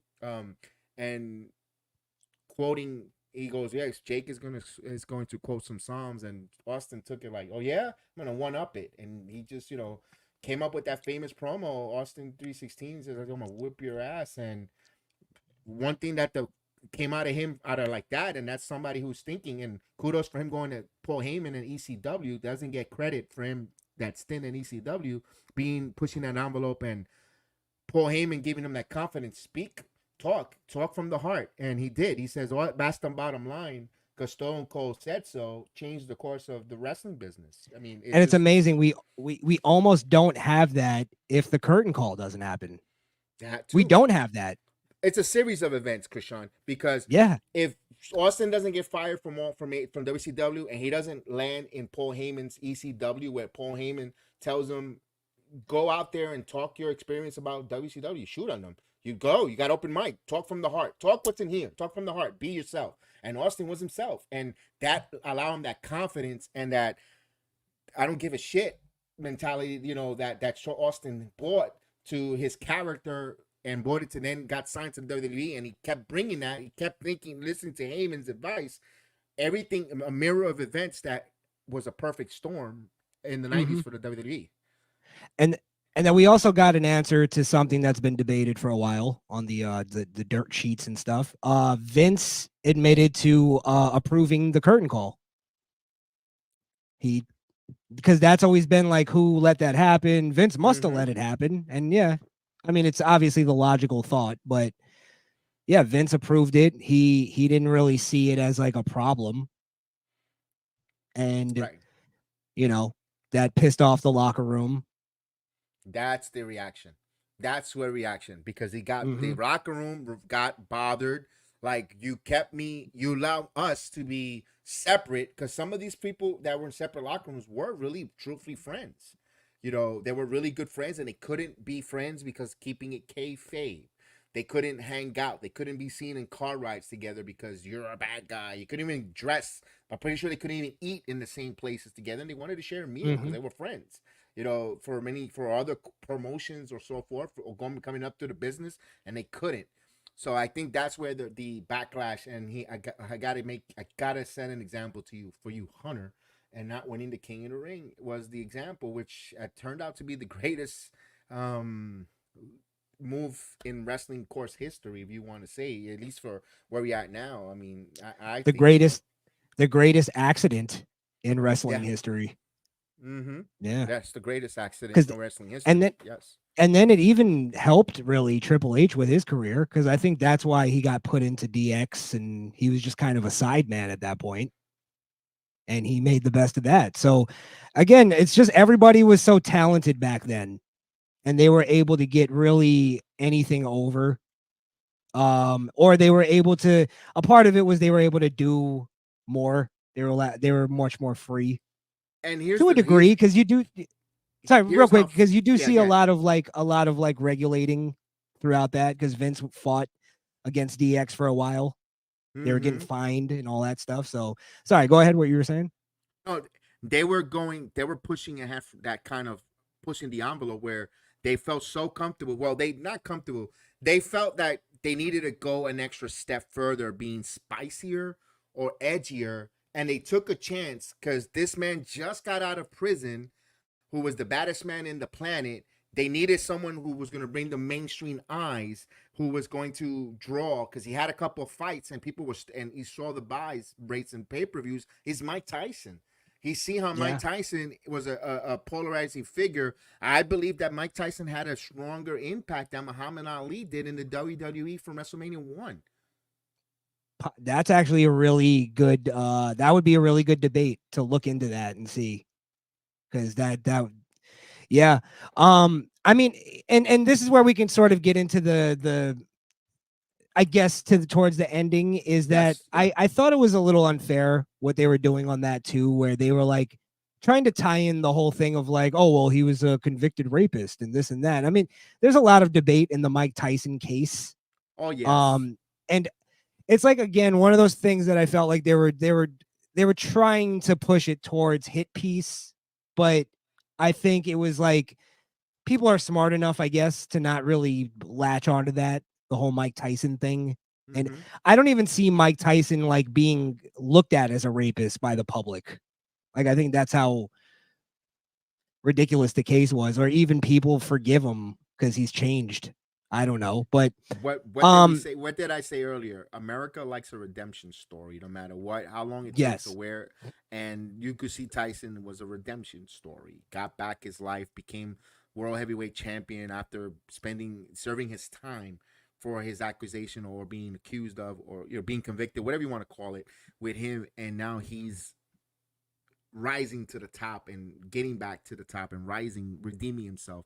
And that's why people don't really think about his sins in the past, because they felt he paid his debt to society.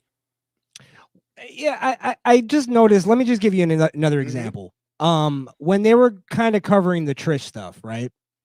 Because that's another thing that's been really like kind of, when they want to point to Vince being a piece of garbage, they'll like point at the Trish stuff. They'll go, look, you made Right. her bark like a dog and get on her knees and this and that.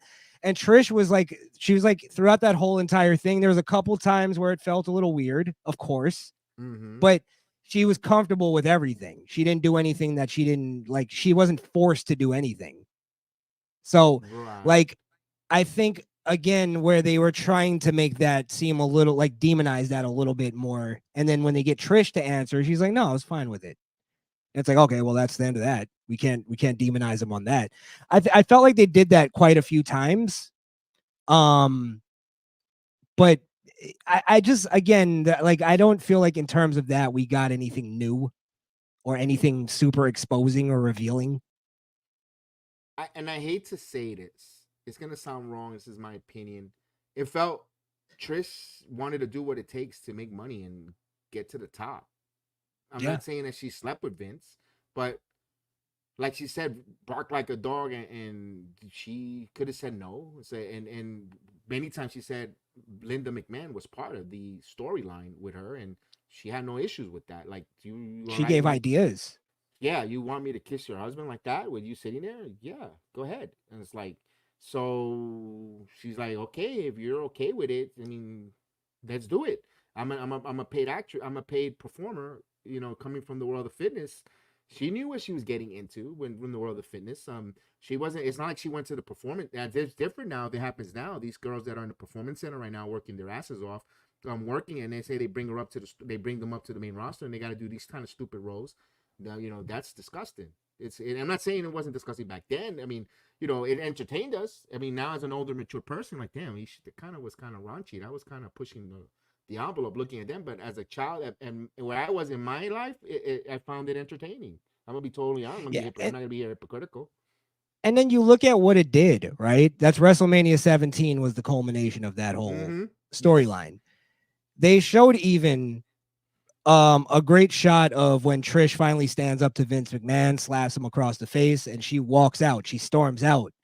It was almost symbolic to me because her storming out, you realize she storms out and then goes on to have this great wrestling career, like as like a legit wrestler. Like, and that's where I think a lot of these new female wrestlers get that thing of like, oh, well, I'm too good to do that. And it's like, yeah, but the legends that came before you did it. They did bra and panties matches, and they still went on to have respectable careers. They did both things great. They did the corny female matches great, and they wrestled great.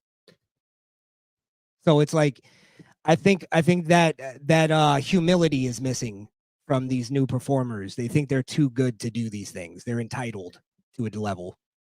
Okay, I respect that. But here's my opinion with they don't need to do bra and panties. Just look at their ring gear sometimes. Their ring attire sometimes, you don't even need to be in bra and panties.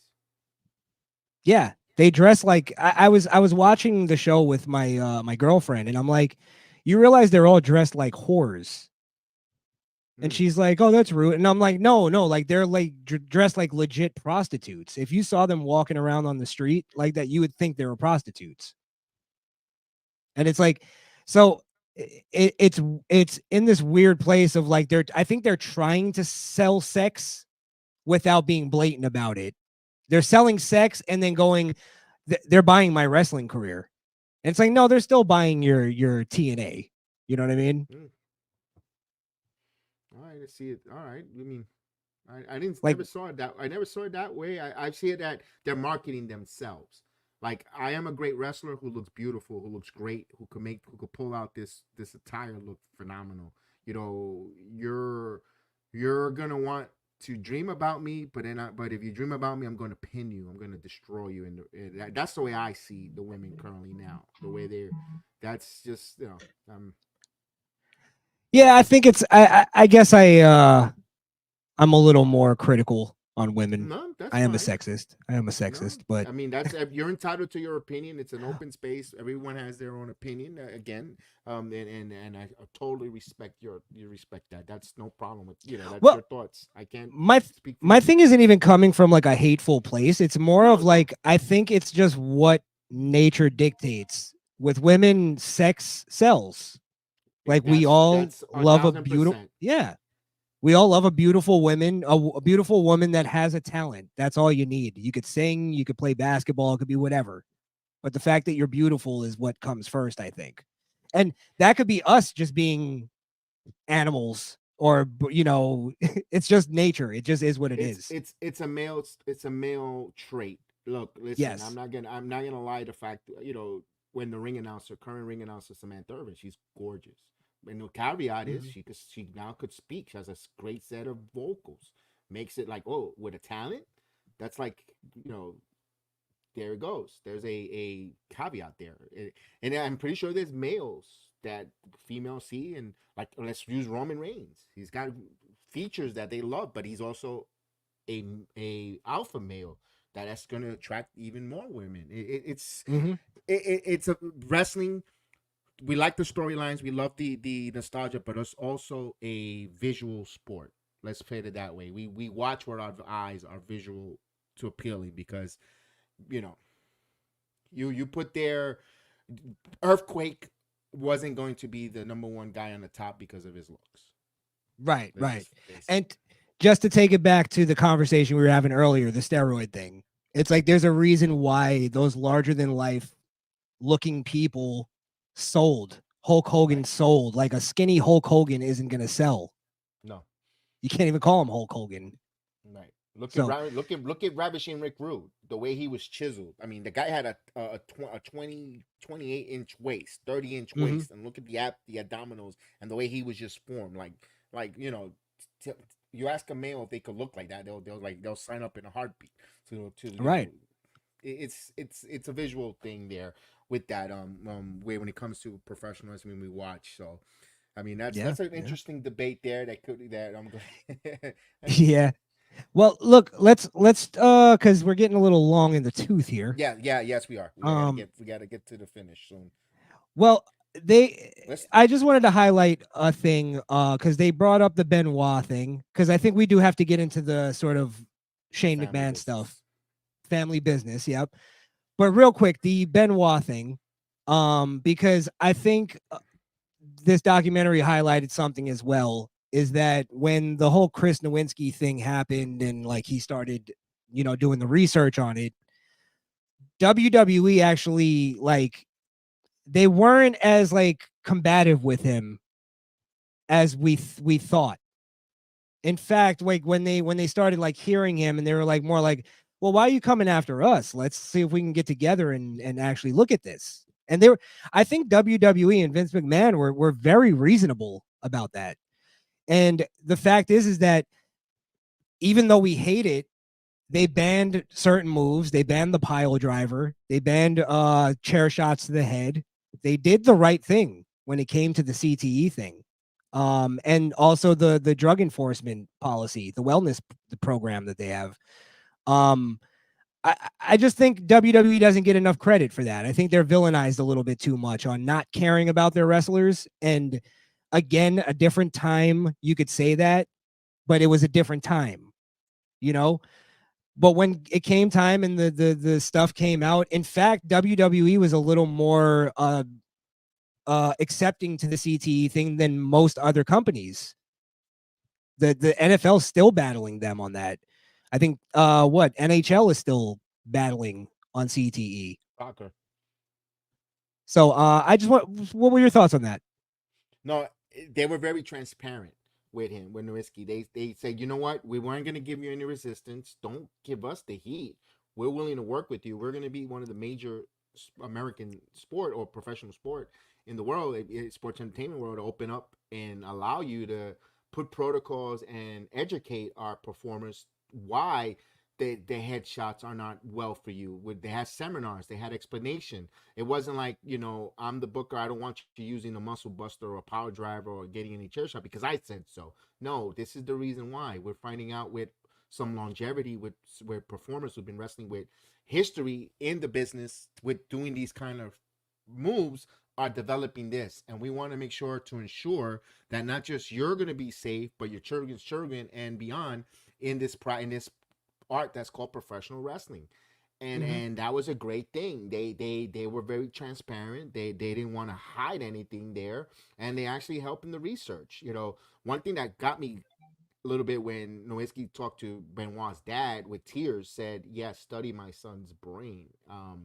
That was powerful because you're asking after what was done, and there could be a parent could be in denial, in so type of different emotions, because what he did, he killed himself, he killed his family, and you're asking if we could study his brain. It's like, kudos to the father for having that maturity or for allowing that to happen, and find out what happened to Benoit with the share shots and how bad his injuries were, because all you kept seeing was him doing the flying headbutt a lot in that montage of him wrestling. And another guy who's undersized, Crishaun. Another guy who's undersized. Yeah. And I always think back to that. Remember that suicide dive he did and he went like just lawn darted right into the barricade? I always think of that one. I'm like, could that have been the one, Could be so many. It's very weird watching Chris Benoit matches for me. And I don't even like get like that with stuff, but it's just like, oh man, it's weird. But it was refreshing to hear Vince McMahon actually talk about Chris Benoit, even though he didn't really give a lot to it. You could tell it's still something that he doesn't want to talk about. But more or less, all Vince said was that Chris went crazy, and it had nothing to do with steroids. That's kind of all Vince said. Yeah, because he and we did find out that he was going to be off air. There was going to be he was going to totally be behind the scenes. Vince Yes. McMahon was going to when he got into that limousine, he was going to get blown off. The Mr. McMahon character was going to be done. He was going to be strictly behind the scenes in Gorilla, not being seen, not being part of the show, stepping away from the WWE at that moment, not being a persona. And due to that situation, unfortunate situation, he had to be back on television to address the world of what happened. They didn't even know that the guy committed a murder, but they honored him as a WWE performer the night before, which was, I think, to be honest with you, we're not knowing that was the right call. People might say, "Oh, no, they're honoring the murderer." We didn't know that. They You didn't know that. Yeah. and he was a Like, performer who passed away. You going to honor him for the service and the work and the commodity you had in your.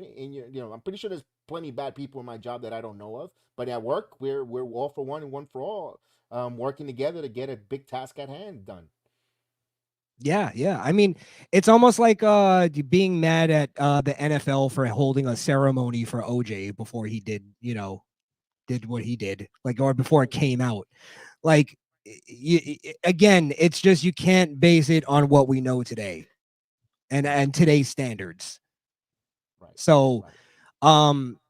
yeah. I mean, I always respected Vince for doing that too. Of like when he came out and he could have, it was embarrassing, but when he came out the next night on ECW and he's like, we didn't know, but now we know, and from now on we won't speak about Chris Benoit, Right. No, and they never right. did. They never So did, and they quiet him. They erased him from existence from the WWE. yeah, That's what that was an unfortunate situation, but next, and it's funny because we're seeing now the way the business was evolving and changing. We seen that we didn't even touch about that Vince made that decision to make Rocky the world champion. He didn't even look at his creed or his color. He just said, "Can you make me money?" And he put that title on Rocky and Austin. But those guys were leaving. Austin went back home. He retired. He had the neck injury. He left. Rock was on the way to Hollywood. Shawn Michaels had a back injury. There was no one, and he pretty much told them, "Who of you guys here want to take the reins and become and show us ruthless aggression? Because it's available. It's open here. Who's going to take that range as a ruthless aggression?" And people get mad at this guy. He took a lot of necessary heat, booking, but John Cena just came and took it with that promo and said ruthless aggression. He just took it and he showed with Vince why he was the man for so many years. And now people hate John Cena for his babyface run, but you got to give credit. The man went and grabbed the bull by the horns. yeah. I always respected John Cena for that, even when I hated him. It's like you even when everybody hated him, it's like you can't deny the guy's work ethic. I was the only You always liked him? that I always loved John Cena. Always. Hey, I respect it. Never turn on John Cena. I love John Cena. He's always winning. I don't care. I was one of those, I didn't appreciate it until he was gone. And then when he came back, I was like cheering for him. And I'm like, oh, I like John Cena. What the hell? I always was a fan from his OVW days and watching him, from the prototype all the way in. And it's just I'm just that type. I like baby faces, that long baby face run. And I always hold to this. Still, I believe a better actor than The Rock. He is funnier. He is much funnier than Dwayne Johnson. I love Cena's comedy. He's really good. He's much more dynamic than The Rock. You could say that. Yes, absolutely. But we're seeing that. Yeah, we're seeing that with John Cena now. We're seeing the ruthless aggression where things were changing a little bit there. Your thoughts on the ruthless aggression, all in all, as a whole, before we get into the family, how everything was evolving with the family. Well, to be honest, ruthless aggression was when I took my first hiatus from wrestling. Okay. Now, me and you were in there. Okay. Yeah, I took it maybe a little bit before ruthless aggression, and I would check in every now and then. Funny enough, I remember seeing that John Cena promo, and I didn't think it was anything. Wow. Yeah, because again, last time I watched it, it was like, you know, I was watching Stone Cold and DX and all these like larger than life characters. Mm-hmm. So if you remember though, when John Cena cut that Ruthless Aggression promo, it still took a while for him to get to that rapper persona and build that career. So Right. that's why I didn't see much in it as far as that. But Ruthless Aggression kind of ushered in the type of wrestling that I'm not that into, which is it's less about the character, more about the man, more about the wrestling. And I was always a storyline guy. I love storylines. I don't care if it's my girlfriend cheated on me with you and now I'm gonna fight you. It's like, okay, at least I have a reason to watch them fight, you know? Right. It ushered in that thing of like, oh, we're gonna have a best of 7 series, and that's gonna be it. It's the competition. And I never got into that. So it didn't hold me. I got back in around not the Attitude Era, the PG era when Punk dropped his pipe bomb. Okay. That's when I got back into it. And yeah, so that's kind of all I would say. I know there's a lot of great moments from the Ruthless Aggression era. I'm not taking away from it. I just wasn't that into it. Right. I was a little disconnected myself moving from New York to Florida at that time, you know, and in getting there and getting acclimated here in Florida, going to a whole new state. It was just a big shock, you know, getting the kids acclimated, you know, got to go to that WrestleMania where Flair got retired by Shawn, all that stuff. I still was watching it, but not the way I watch these days and back in the Attitude, even before the Golden Era. So I kind of was a little disconnected with you. But one thing I did love about the whole from PG to Ruthless Aggression was the McMahon whole entire family throughout the whole entire run from Mr. McMahon persona in the Attitude Era as it evolved as corporate McMahon, you know, with all the different things, and then him going back and forth with his family. You know, they all battled there. There was always a storyline with the McMahon family, the most dysfunctional family in all of professional wrestling. Wow. I mean, I don't even know where to begin. Now, like you said, Triple H had his ear. We see where we find out with that personally from Vince McMahon that he kind of wanted always Stephanie to marry or to date a person like Hunter, like Paul Levesque, not even Hunter, like Paul Levesque.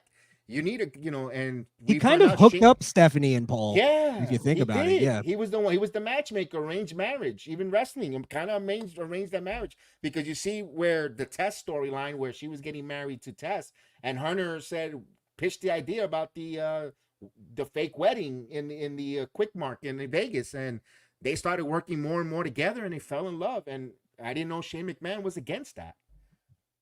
And you know, maybe that was always why Triple H had Vince's ear, because maybe Vince always looked at him as like, he's gonna marry my daughter. Like, it's possible. A lot of those guys, like those powerful, rich guys, look at it that way because they know they don't. First off, they don't want some bum marrying into the family and taking all the money. So they're very protective about that. So yeah, I think maybe that's why you look at that. He gave the idea for doing the screw job. Like again, Triple H, Vince took a liking to Triple H, and I mean I tend to see that it's weird because Triple H never really talks about his own father. Right. So I don't know if maybe Triple H just didn't have a father figure around, and Vince was that to him. He was big on Killer Kowalski. Killer Kowalski was his trainer who trained Triple H. He has a big respect and love, kind of like that. It'll be interesting to see Paul Levesque's storyline if there was a father figure in his because we also not only do we hear, like you said, Paul Levesque seeing McMahon as a father figure, we also saw a lot of wrestlers call Vince McMahon a father figure. Taker says the same thing about Vince, like a father figure. A lot of the wrestlers currently right now kind of see Vince McMahon as that father figure, where it's interesting enough because we talk about Shane and it kind of felt like their relationship was a little bit distant. Yeah, again, I think it was just so similar to Vince and his father's relationship. The difference is Vince was always in his son's life. I think it's you know, funny enough, I just was watching the Menendez Netflix special that came out, and there's like a lot of striking similarities to how they told that father was to how Vince is, where he didn't tell Shane that he was proud of him or really show him like sort of a love in that way. And Vince seemed to be very hard on Shane throughout his entire life. And Taker, I think, said it. Undertaker said it, where I think he believes that Shane was just always trying to prove something to his father. That's why Shane went above and beyond, even in wrestling. And there was a really touching moment where Shane finally got that from Vince after the Hell in the Cell with Undertaker, where he finally gave him a hug and said, "I'm proud of you. You did good." And he was like, "That's all he was waiting for." I got the So- clip. Let's play. Oh, okay, yeah. Show that. I got a hug that way. There. Had to earn that one. Yes, I did. And you see that here, that Yeah. Shane, and he had his kids there. He had his 3 sons, and this is not Shane, young man. He had his kid. Vince is already a grandfather in this where that takes place, and you see Vince get teary eyed with a tear.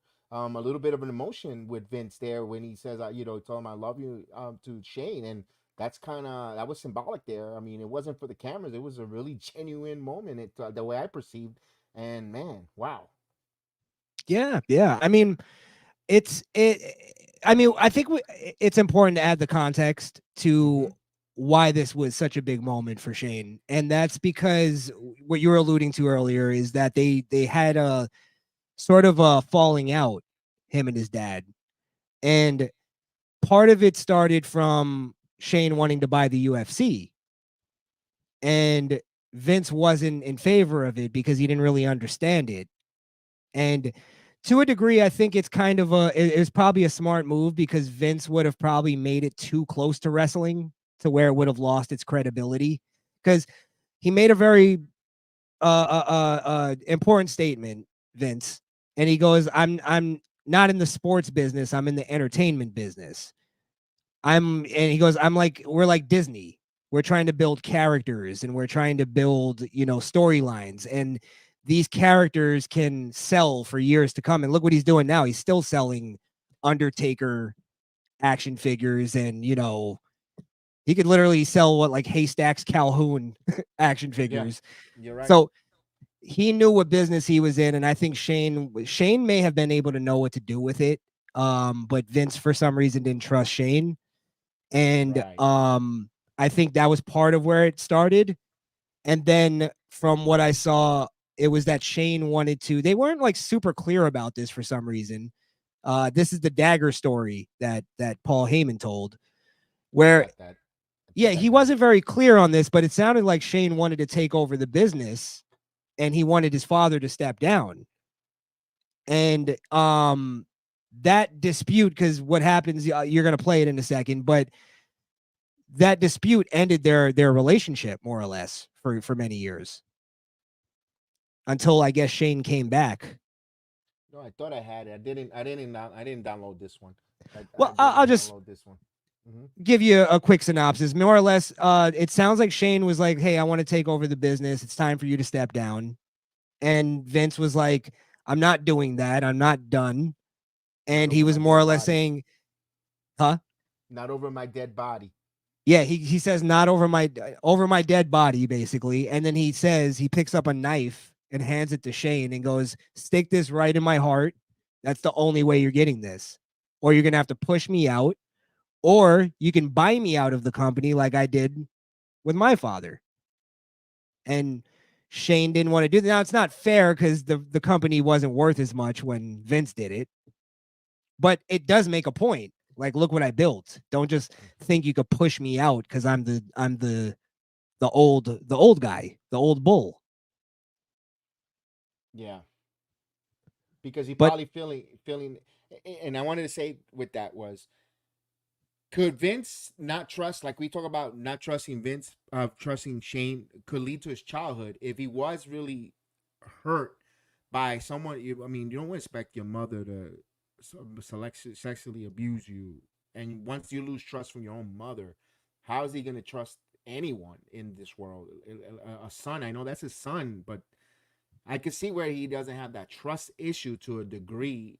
Where I know you raised Shane, you brought him up, but then he doesn't trust no one because his mother hurt him in the past. Plus, he also took the company and not overtook, but bought the company off of his own father. So he has that. Maybe he's antiquated in his thoughts. That's why he didn't trust Shane McMahon. I get the feeling it's more to it. It's a little deeper, and they again sort of alluded to it. They were a little more blatant with this one actually, where I think Vince knows that Shane can't fill his shoes. And what I mean by that is this: is we were talking earlier about the father figure thing. Mm-hmm. People don't look at Shane McMahon as a father figure; they look at him as a friend. And that was said in the documentary. Every single one of them said it. Undertaker, I think Tony Atlas said it. Like everybody said it. Shane Nice is a guy. good guy. He's a real good guy. He's fun to talk to. You get along with him, but he's not the guy you look at as like when all goes wrong, we look at Shane. You're still gonna look at like, oh man, I wish his father was here. And I think that's what it. I'm not saying Shane is like useless or he's incompetent when I say he can't fill Vince's shoes. What I mean is he's just not a father figure, and that company needs a father figure. And I don't even think Triple H is that guy, to be honest. Not even a father figure. They need an authoritarian figure. And you heard Tony Atlas say, Stephanie? Whew, no, you're not gonna mess with Stephanie. And Tony Atlas, who didn't even work under Stephanie McMahon. Tony Atlas was far gone for the company before she even finished high school, if I'm not mistaken, because I believe me and Stephanie are the same age. And Tony Atlas was done. When he says that, I go, yeah, that's why she was named ahead, and that's why Vince saw her as the apple of his eye, just to be the predecessor, the successor, because she was more characteristic built like Vince. When I mean not because of the Y chromosome, or it was because the way she conducted herself with authority, but also fair. And she didn't see that authoritarian figure with Shane McMahon. He saw more him and her than vice versa. He probably saw the compassion soft side from Linda, because we also heard from Shane that he didn't like those angles they were playing with Linda McMahon and Vince. He wasn't agreeing with that. So here was a softer side, and Vince probably said, this guy is not going to do the right thing for business. He's not willing to make that extra sacrifice, but Shane did it in other ways as a performer, him putting his body on the line, but not storyline business. In the way that he knew how to do it. Correct. Yes. Now, I started to think when Shane got fired from WWE, right? Was that him maybe trying the way he was behaving supposedly at that Royal Rumble, which is what, like, it sounded like he was trying to sort of throw his weight around. You think that was maybe him trying to sort of like show Pops, hey, look, I could do it.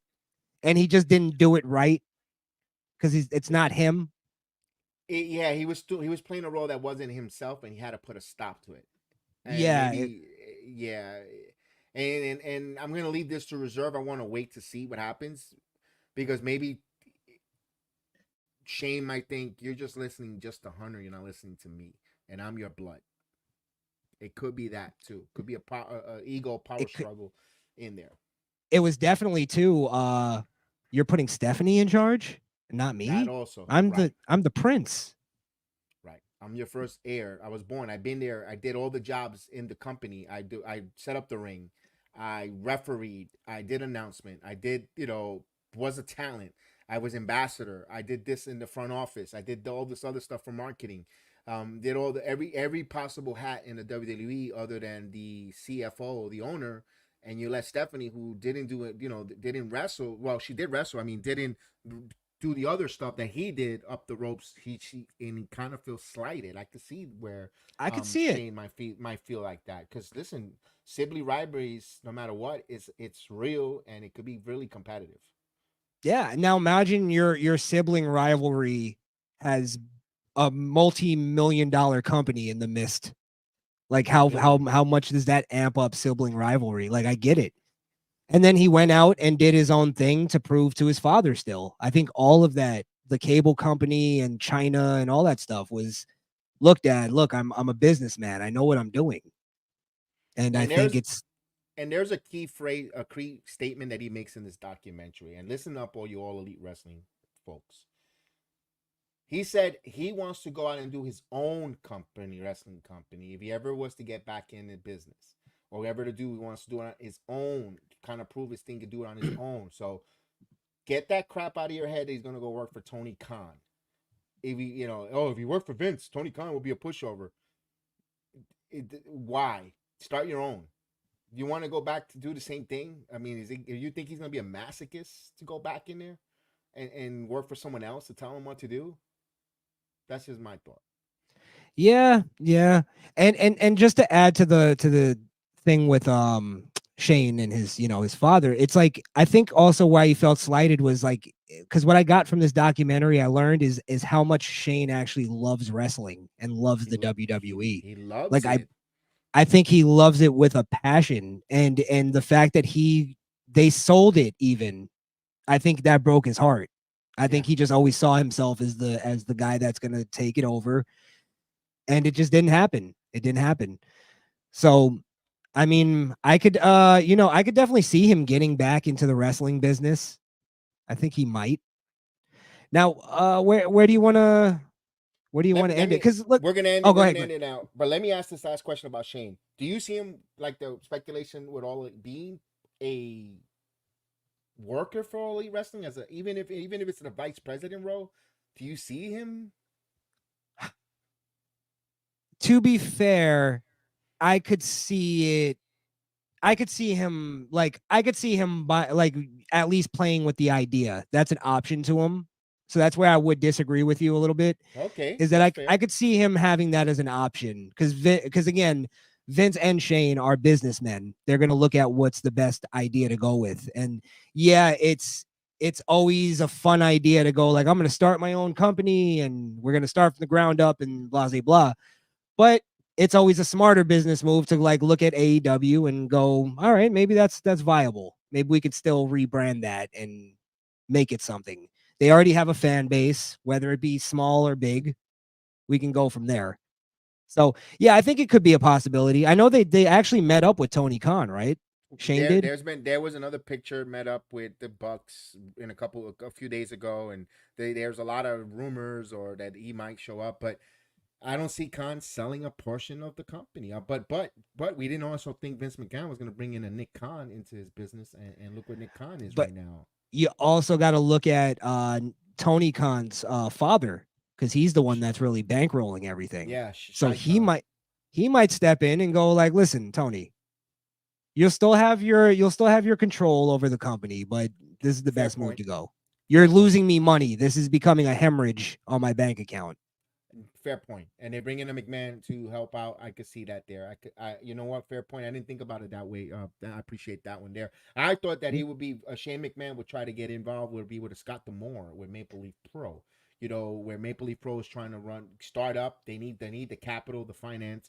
Scott D'Amore could run and the booking, all the other stuff. Shane is the overseer, the face, and they could go with that, but there hasn't been any mention of that. I'm just saying, if I was to see Shane start up a wrestling company, it would be a Maple Leaf Pro. But your point with All Elite Wrestling and Shy Khan telling Tony Khan you're bleeding, and right now the Jaguars are 0-3, they're not having good season. The wrestling company is losing money, hemorrhaging. Don't have a TV deal yet, although he's saying there is or isn't. Shane McMahon could have been one helping negotiate the TV deal and come out with they could use that maybe the TV executives, we're going to give you a TV deal, but you have to have Shane McMahon as a partner, part of your television deal. It could be that with Fox or other stuff. Because remember when Fox was moved with the WWE, Shane was part of the company, so he might have connections in Fox. Who knows? Well, let's be honest. Really, the only name that means anything in the world of wrestling business is McMahon. They're the only name that has look, we have 40, 50 years of credibility here. Right. With experience. So who better? And wisdom. Yeah, you're right. Who better? Right on that. Yeah.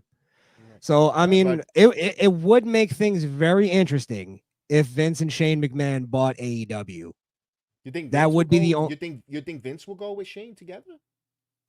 If Shane is doing a thing just to prove to his father he could do it, then it's going to be just Shane. But I've heard rumors that Shane, when he meets with Tony, Vince is supposedly on speaker phone on Oh, I sort of a didn't. conference. I did not know that. That'll be Yeah, interesting because Vince McMahon. I thought Vince would be done, but you never know. I thought this would be something Shane would do on his own, because I would see because Vince will go after. Well, Stephanie's no longer part of the company, but Hunter is. You might be right. You might be right. You might be right. that could, because think about it, it could also quell the sort of feeling of Shane where he needs like approval from his father, where it's like, my father wants to be my partner now.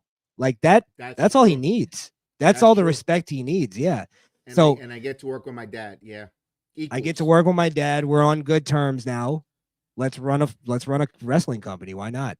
Interesting. We'll see on that there. But all in all, we get the McMahon docu series, and I asked this question on the videotape, on the thumbnail, and on the description of the video. They, after seeing all the different stuff, they ended the docu series right before, as soon as the Janelle Grant acquisitions came out, before him leaving the WWE, selling his stocks, the merger, and all that stuff. Can I say this real We quick? yeah. I don't think we're gonna like cover that too much because we didn't No. really learn anything new. No, we didn't So learn that's why nothing. we're not getting too deep into that conversation. No, the Janelle Grant stuff. I can't even form an opinion on that because all we going by hearsay right now that it was subpoena that was brought up and no one's ruled on it. There haven't been a ruling. This is the accusations, and we have to find out now in the court of law what comes out as truth, what comes out as hearsay, what is usable, and what is seen in the eyes of courts of what happened. One thing I will say though, I think they were a little unfair on how they presented the Janelle Grant case on this documentary because they did show her text messages. However, Vince's team has put out love letters that she wrote to Vince, and they didn't even mention those. Like there is evidence on Vince's side as well that shows that maybe this was consensual. So I think if they were going to present the text messages, they should have like sort of just, they glossed over the text messages, but they should have presented a little bit more on the case. Like they made it a little one-sided. But that's all I'll say about it. That's about it. No, that's right. And again, guys, I know we glossed over and we forgot to talk about Owen Hart. We forgot Yes, about yes. forgot about Sable. But damn, it's almost 2 hours. I don't want to keep you guys on forever on that because we could be here for another hour just talking on rehashing that. The only thing I could say about Owen was seeing the blood on the canvas and they kept the show going. I understand why Vince did it because he said it would have traumatized those people in the arena. They had no clue that he passed away and he was hurt. People in pay-per-view, I remember watching that pay-per-view. I had people over. I had company over for that. My house was full of watching wrestling. And I remember that. I was like, damn, is he really? And then they said he dead. We were like, damn, it took the air out. But they didn't announce it to the arena. So Right. they didn't want to traumatize. Just think about the stampede, the crying, or what would have transpired if they would have made that on the announcement. They would have said that, or they said we're gonna cancel the show. You don't know what's gonna happen. A riot. They maybe they didn't have the police coverage to keep people's safety or what case. So I kind of understand why the show And- go on and I'll leave that with the Owen. Just a little context too is that a lot of people again armchair quarterback this thing from today's standards, right? And when you look at WWE at the time, one, they were just kind of coming back. They were getting the resurgence again. I mean, 99, they were pretty much in it. They were pretty much in the top of it, but they were in the middle of a war. They weren't publicly traded at the time. They were still a privately owned company. It's not as easy as we think of going, oh, they should have just refunded it, ended the show, that's it. It's like that could have actually really screwed them up in like financially, where do they have Raw the next night? Like, do they have the money for it? I don't know. I don't know if like we can't necessarily say it was that easy for them to shut it down because we're looking at a $1 billion company now. It wasn't that back then. And case in point, look at what's happening to TNA right now, where they have to cancel this week showing in South Carolina. They're booked because of the hurricane. They moved it for Sunday. They can't even do that. The place is on. They don't know what they're gonna do with their show. They're supposed to be taping for the next 4 weeks for content. and now they're scrambling because of natural disaster. And I know I'm not comparing a hurricane to a death, but those kind of implication will hurt a product or production on a wrestling company. Let So me this was crazy. let me remind people too. Remember when WCW their pay-per-view ended like 30 minutes too early, and they had to refund everybody that money. They refunded my grandfather. He ordered that pay-per-view. He got his money back. Like, it really screwed them up financially, and that was a huge company. So Yes. it's not that simple. As much as it's like easy to say, yeah, he should have ended the show. Yeah, I agree, like morally, but Hmm. that's And the he agreed. business decisions that somebody in his position makes that we can't really understand. And he agreed with Brett for being upset, saying, and he understands what he came from. If it was Shane falling from the thing, you would probably get mad. He goes, heck, if I would have fallen and died, I would have said, keep the show must go on. He put, Yeah. but he says, I understand where Brett comes up and get upset. Of course, it's your brother, your loved one. You'll be hurt, and of course, that's grieving. He passed away. He's not coming back, no matter what. And I get why Brett was upset. I'm not I'm not upset with Brett getting upset, and even Martha Hart for all that, but again, it showed that the harness was the fault. It was a terrible harness. It was bad. It was no good. It didn't stop WCW from dropping Sting from the Raptors. They kept doing it. And they did it recently with Martha Hart in the building a couple months ago. Yeah. I mean, it was a faulty harness that they say that it shouldn't have been approved to be put out, but it did. Right. And it's one of those things. And, of course, like, we lost Owen Hart. It's a tragedy. Crishaun, I'll And tell you, that same harness, my father passed away in a scaffolding in 1997. He was in a scaffolding before going to lunch in Vernon, New Jersey. And he went to move something, and that harness failed. He fell. He fell 13 stories and passed away in 97 because of that oh, harness. man, And I'm that sorry. that's no, it's past the 97. I appreciate it, and I'm telling you from experience, mistakes, faulty equipment happen. Yeah, sadly. Sadly, it's just kind of the world is a dangerous place. It really is. And especially when you're now putting yourself in, like, I'm gonna put myself in a high risk thing, you're upping your chances. So yeah, I mean, what do you say about that whole situation? It's very sad. It's sad. It's sad because Yeah. I didn't live the same. I lived something the same thing of a family member falling and dying. I remember Yeah, it. that's what I'm saying. That touched that, and that happened after. Owen happened before my father. That happened. Mine was in '97. The only thing, and that, yeah, it was in '97. Owen happened after, and it's like, it just brought memories, like, entertaining, and yeah, it's mistakes happen. That's mistakes. Yeah. They went to court. They checked out faulty equipment. It's, you know, that's part of the, I get it. I get up on ladders myself. I know that, sometimes the ladders could go the faulty equipment. That's why I'm like, be careful. You could be safety, but all you need is 1 second for a mistake, and that was, should it have done the Blue Blazer? That's another question. That's another story Another to tell, debate. or Yeah. debate. They couldn't have done that. Could he just stay as the Nugget? But Owen was a comical, and that was his personality. He wanted to do that. He agreed to that. So, I mean, that was unfortunate stuff. We didn't talk about Sable either, suing, coming back.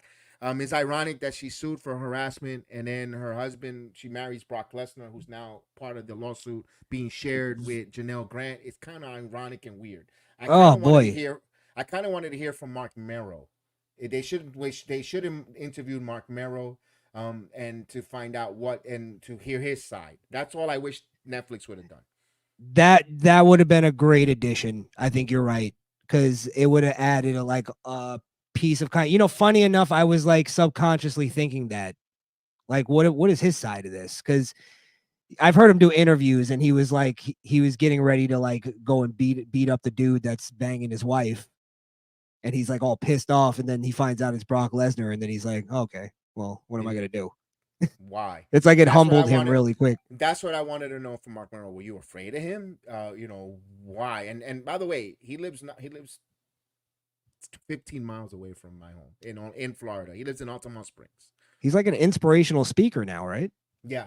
Yeah. He has a gym. He has a gym here. He's don't you know. Yeah, I would have loved to hear from Mark Merrill personally. I would have loved to hear from Mark Merrill. To not just about that. I wanted to find out who was Sable when he met her. Tell me about her character. Her not the lady outside of the wrestling business when he met her. What's her kind of her? What's her? Who is she? To find out Yeah. where what caused if she money grabbing or is she genuine? Because she's still with Brock Lesnar. They're still together. It says so. Well, I I've just heard wanna him know tell. who is Sable. I've heard him tell the story. He does interviews about this, and I've heard him tell the story where he said that she changed after Okay. like they realized that she was the bigger star. She completely did a 180 on him and Okay. started like making him carry her bags and and then he'd be like he'd say something and she'd be like, well, I'm the real money maker, like that kind of thing. So So an attitude change on that. But I would love, yeah, I definitely want. yeah. I'm gonna do some reach. I want to look more into Mark Merrill when he speaks about Sable and that's out there. So yeah, we know we missed that, but all in all, we ask if Vince McMahon is the good or bad guy. Chris, your thoughts on if we asked that and what you got out of this? Summarize all this up here. Is Vince good or evil? Good or bad? I think Vince is a very nuanced guy. I have a hard time, like, even when we talk about historical figures, I have a hard time like trying to like say, oh, good or evil. It's just people are people. People are flawed. I think Vince is a very flawed man. We learned about a lot of his flaws in this documentary. He had a very flawed childhood. Um, as far as is he a complete pervert or anything like that, I think he admits that he has a lot of sexual proclivities, Yes. and I appreciate that he's honest about that in this documentary. I think the documentary, like, there's a part where Bruce Pritchard goes, I feel like this documentary is a little like bit of a hit piece, and there's things that you don't know about the real Vince McMahon.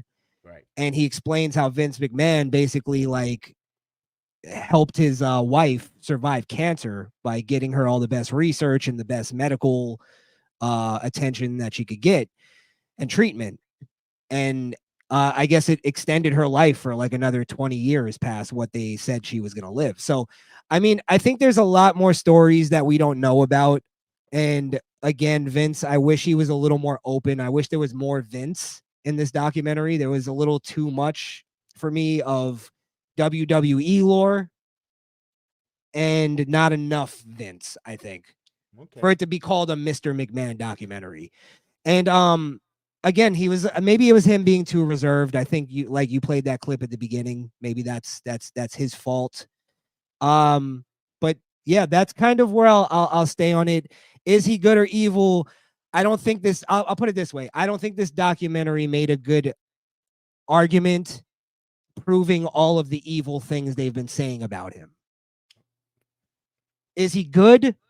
I can't say that either comfortably.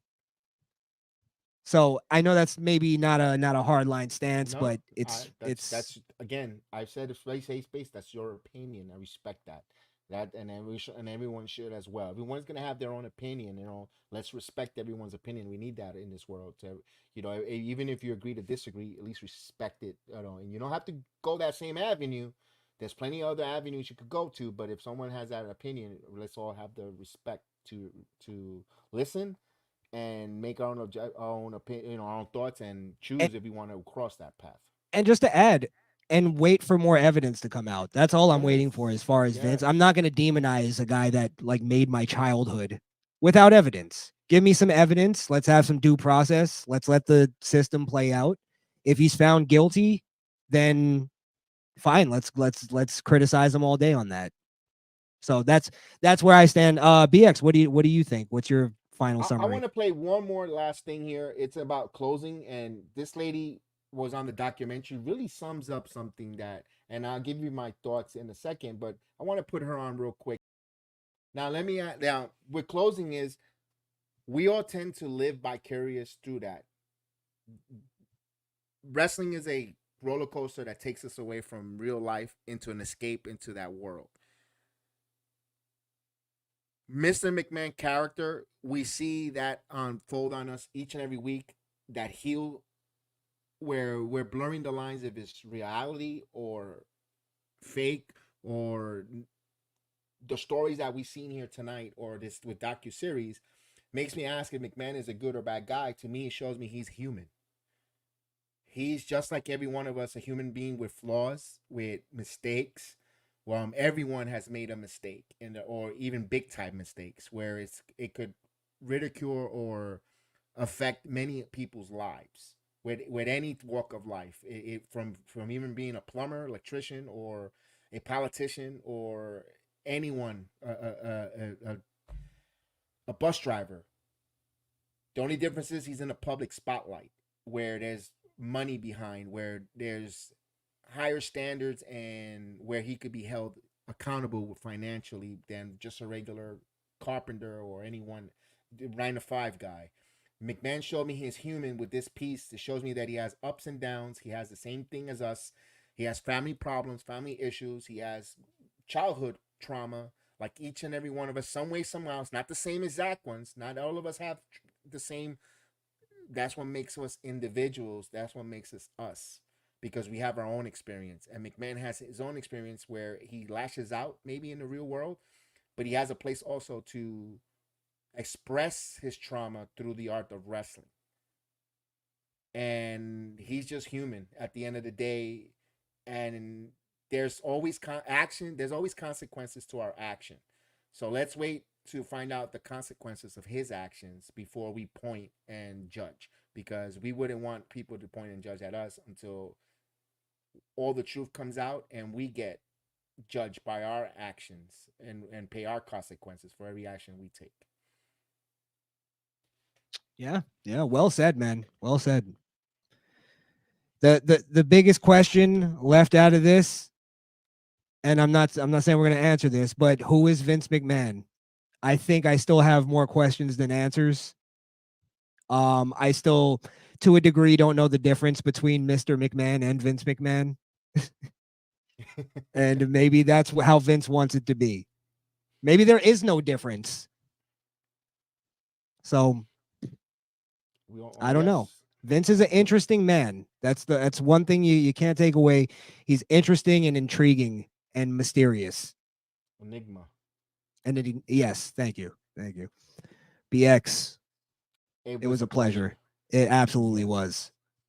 Ladies, I usually can't stand talking to somebody for 2 hours, and it just flowed like water, my friend. I appreciate it. Please, let's check out the Kayfabe Cartel. Please check out the channel, subscribe, as well as the Midfit Nation. It's definitely both by Crishaun. He runs both of the channels there with his partners. And please, at X, please check it out. The video is in the description. Where you can follow him at Crishaun on X. And please don't forget here, Sports Jedi Network. We, of course, the home of your watch-alongs, all different stuff. And we appreciate everyone. Please share, like. This will be going on audio platform in about an hour. We'll put this on Spotify. If you missed it, you could catch it on Spotify. You could take it with you. If you're in the train and you can listen to it, please 5-star reviews on Apple and all that. We really appreciate that. We want to, again, Chris, a pleasure. I can't wait. We love, this is what I like, this kind of debate. When we did the first watch along with the first 2 episodes, I had a blast, and I continue to have a blast here. And of course, it's great when you have a debate with 2 different mindsets, different opinions, but we agree to disagree. No shouting, no argument, this is what we should be doing in the world. Having debates, having discussions, and not getting at each other's throat. We could agree to disagree without with being cordial. And funny enough, you find out like you have more in common with most people than you realize when you do have a conversation like this. So, Exactly. And we came from 2 different generations. I had a blast watching the first 2 episodes with you because it was the golden era. That was your time. I got a little sick, so I wasn't able to do the rest of the watch along with you. But yeah, I had a blast, man. It was fun. I love doing this. We're also simul streaming on my channel, so everybody on my channel go over to BX Sports Jedi Network over on YouTube. I'll have all the links in the description. And I think your Sports Jedi Network on Twitter. At Twitter's On X? at BX Jedi 76 at Twitter. They couldn't change that for some reason. At BX Jedi 76.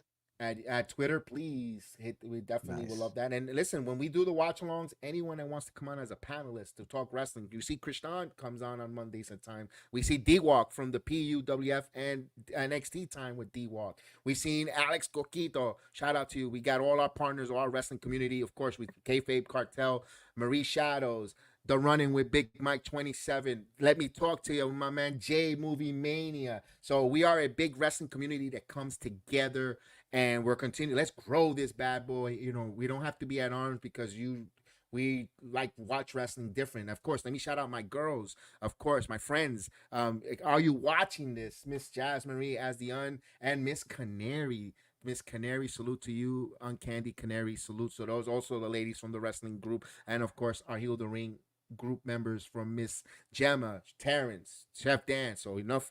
Thank you guys. You guys are a family to us, and we appreciate it. I'm sorry to cut you off real quick. We're going to be doing a Misfit Nation right after this over on Misfit Nation podcast, excuse me. So go over to Misfit Nation. We may open up the phone lines, let you guys call in. We'll figure it out. Nice. But yeah, at around 8:00 we'll be starting. So go check us out. Shout outs to my co-hosts Skrill Kill and Wanda. They should both be on tonight. Again, BX, thank you so much for having me on. I appreciate you, man.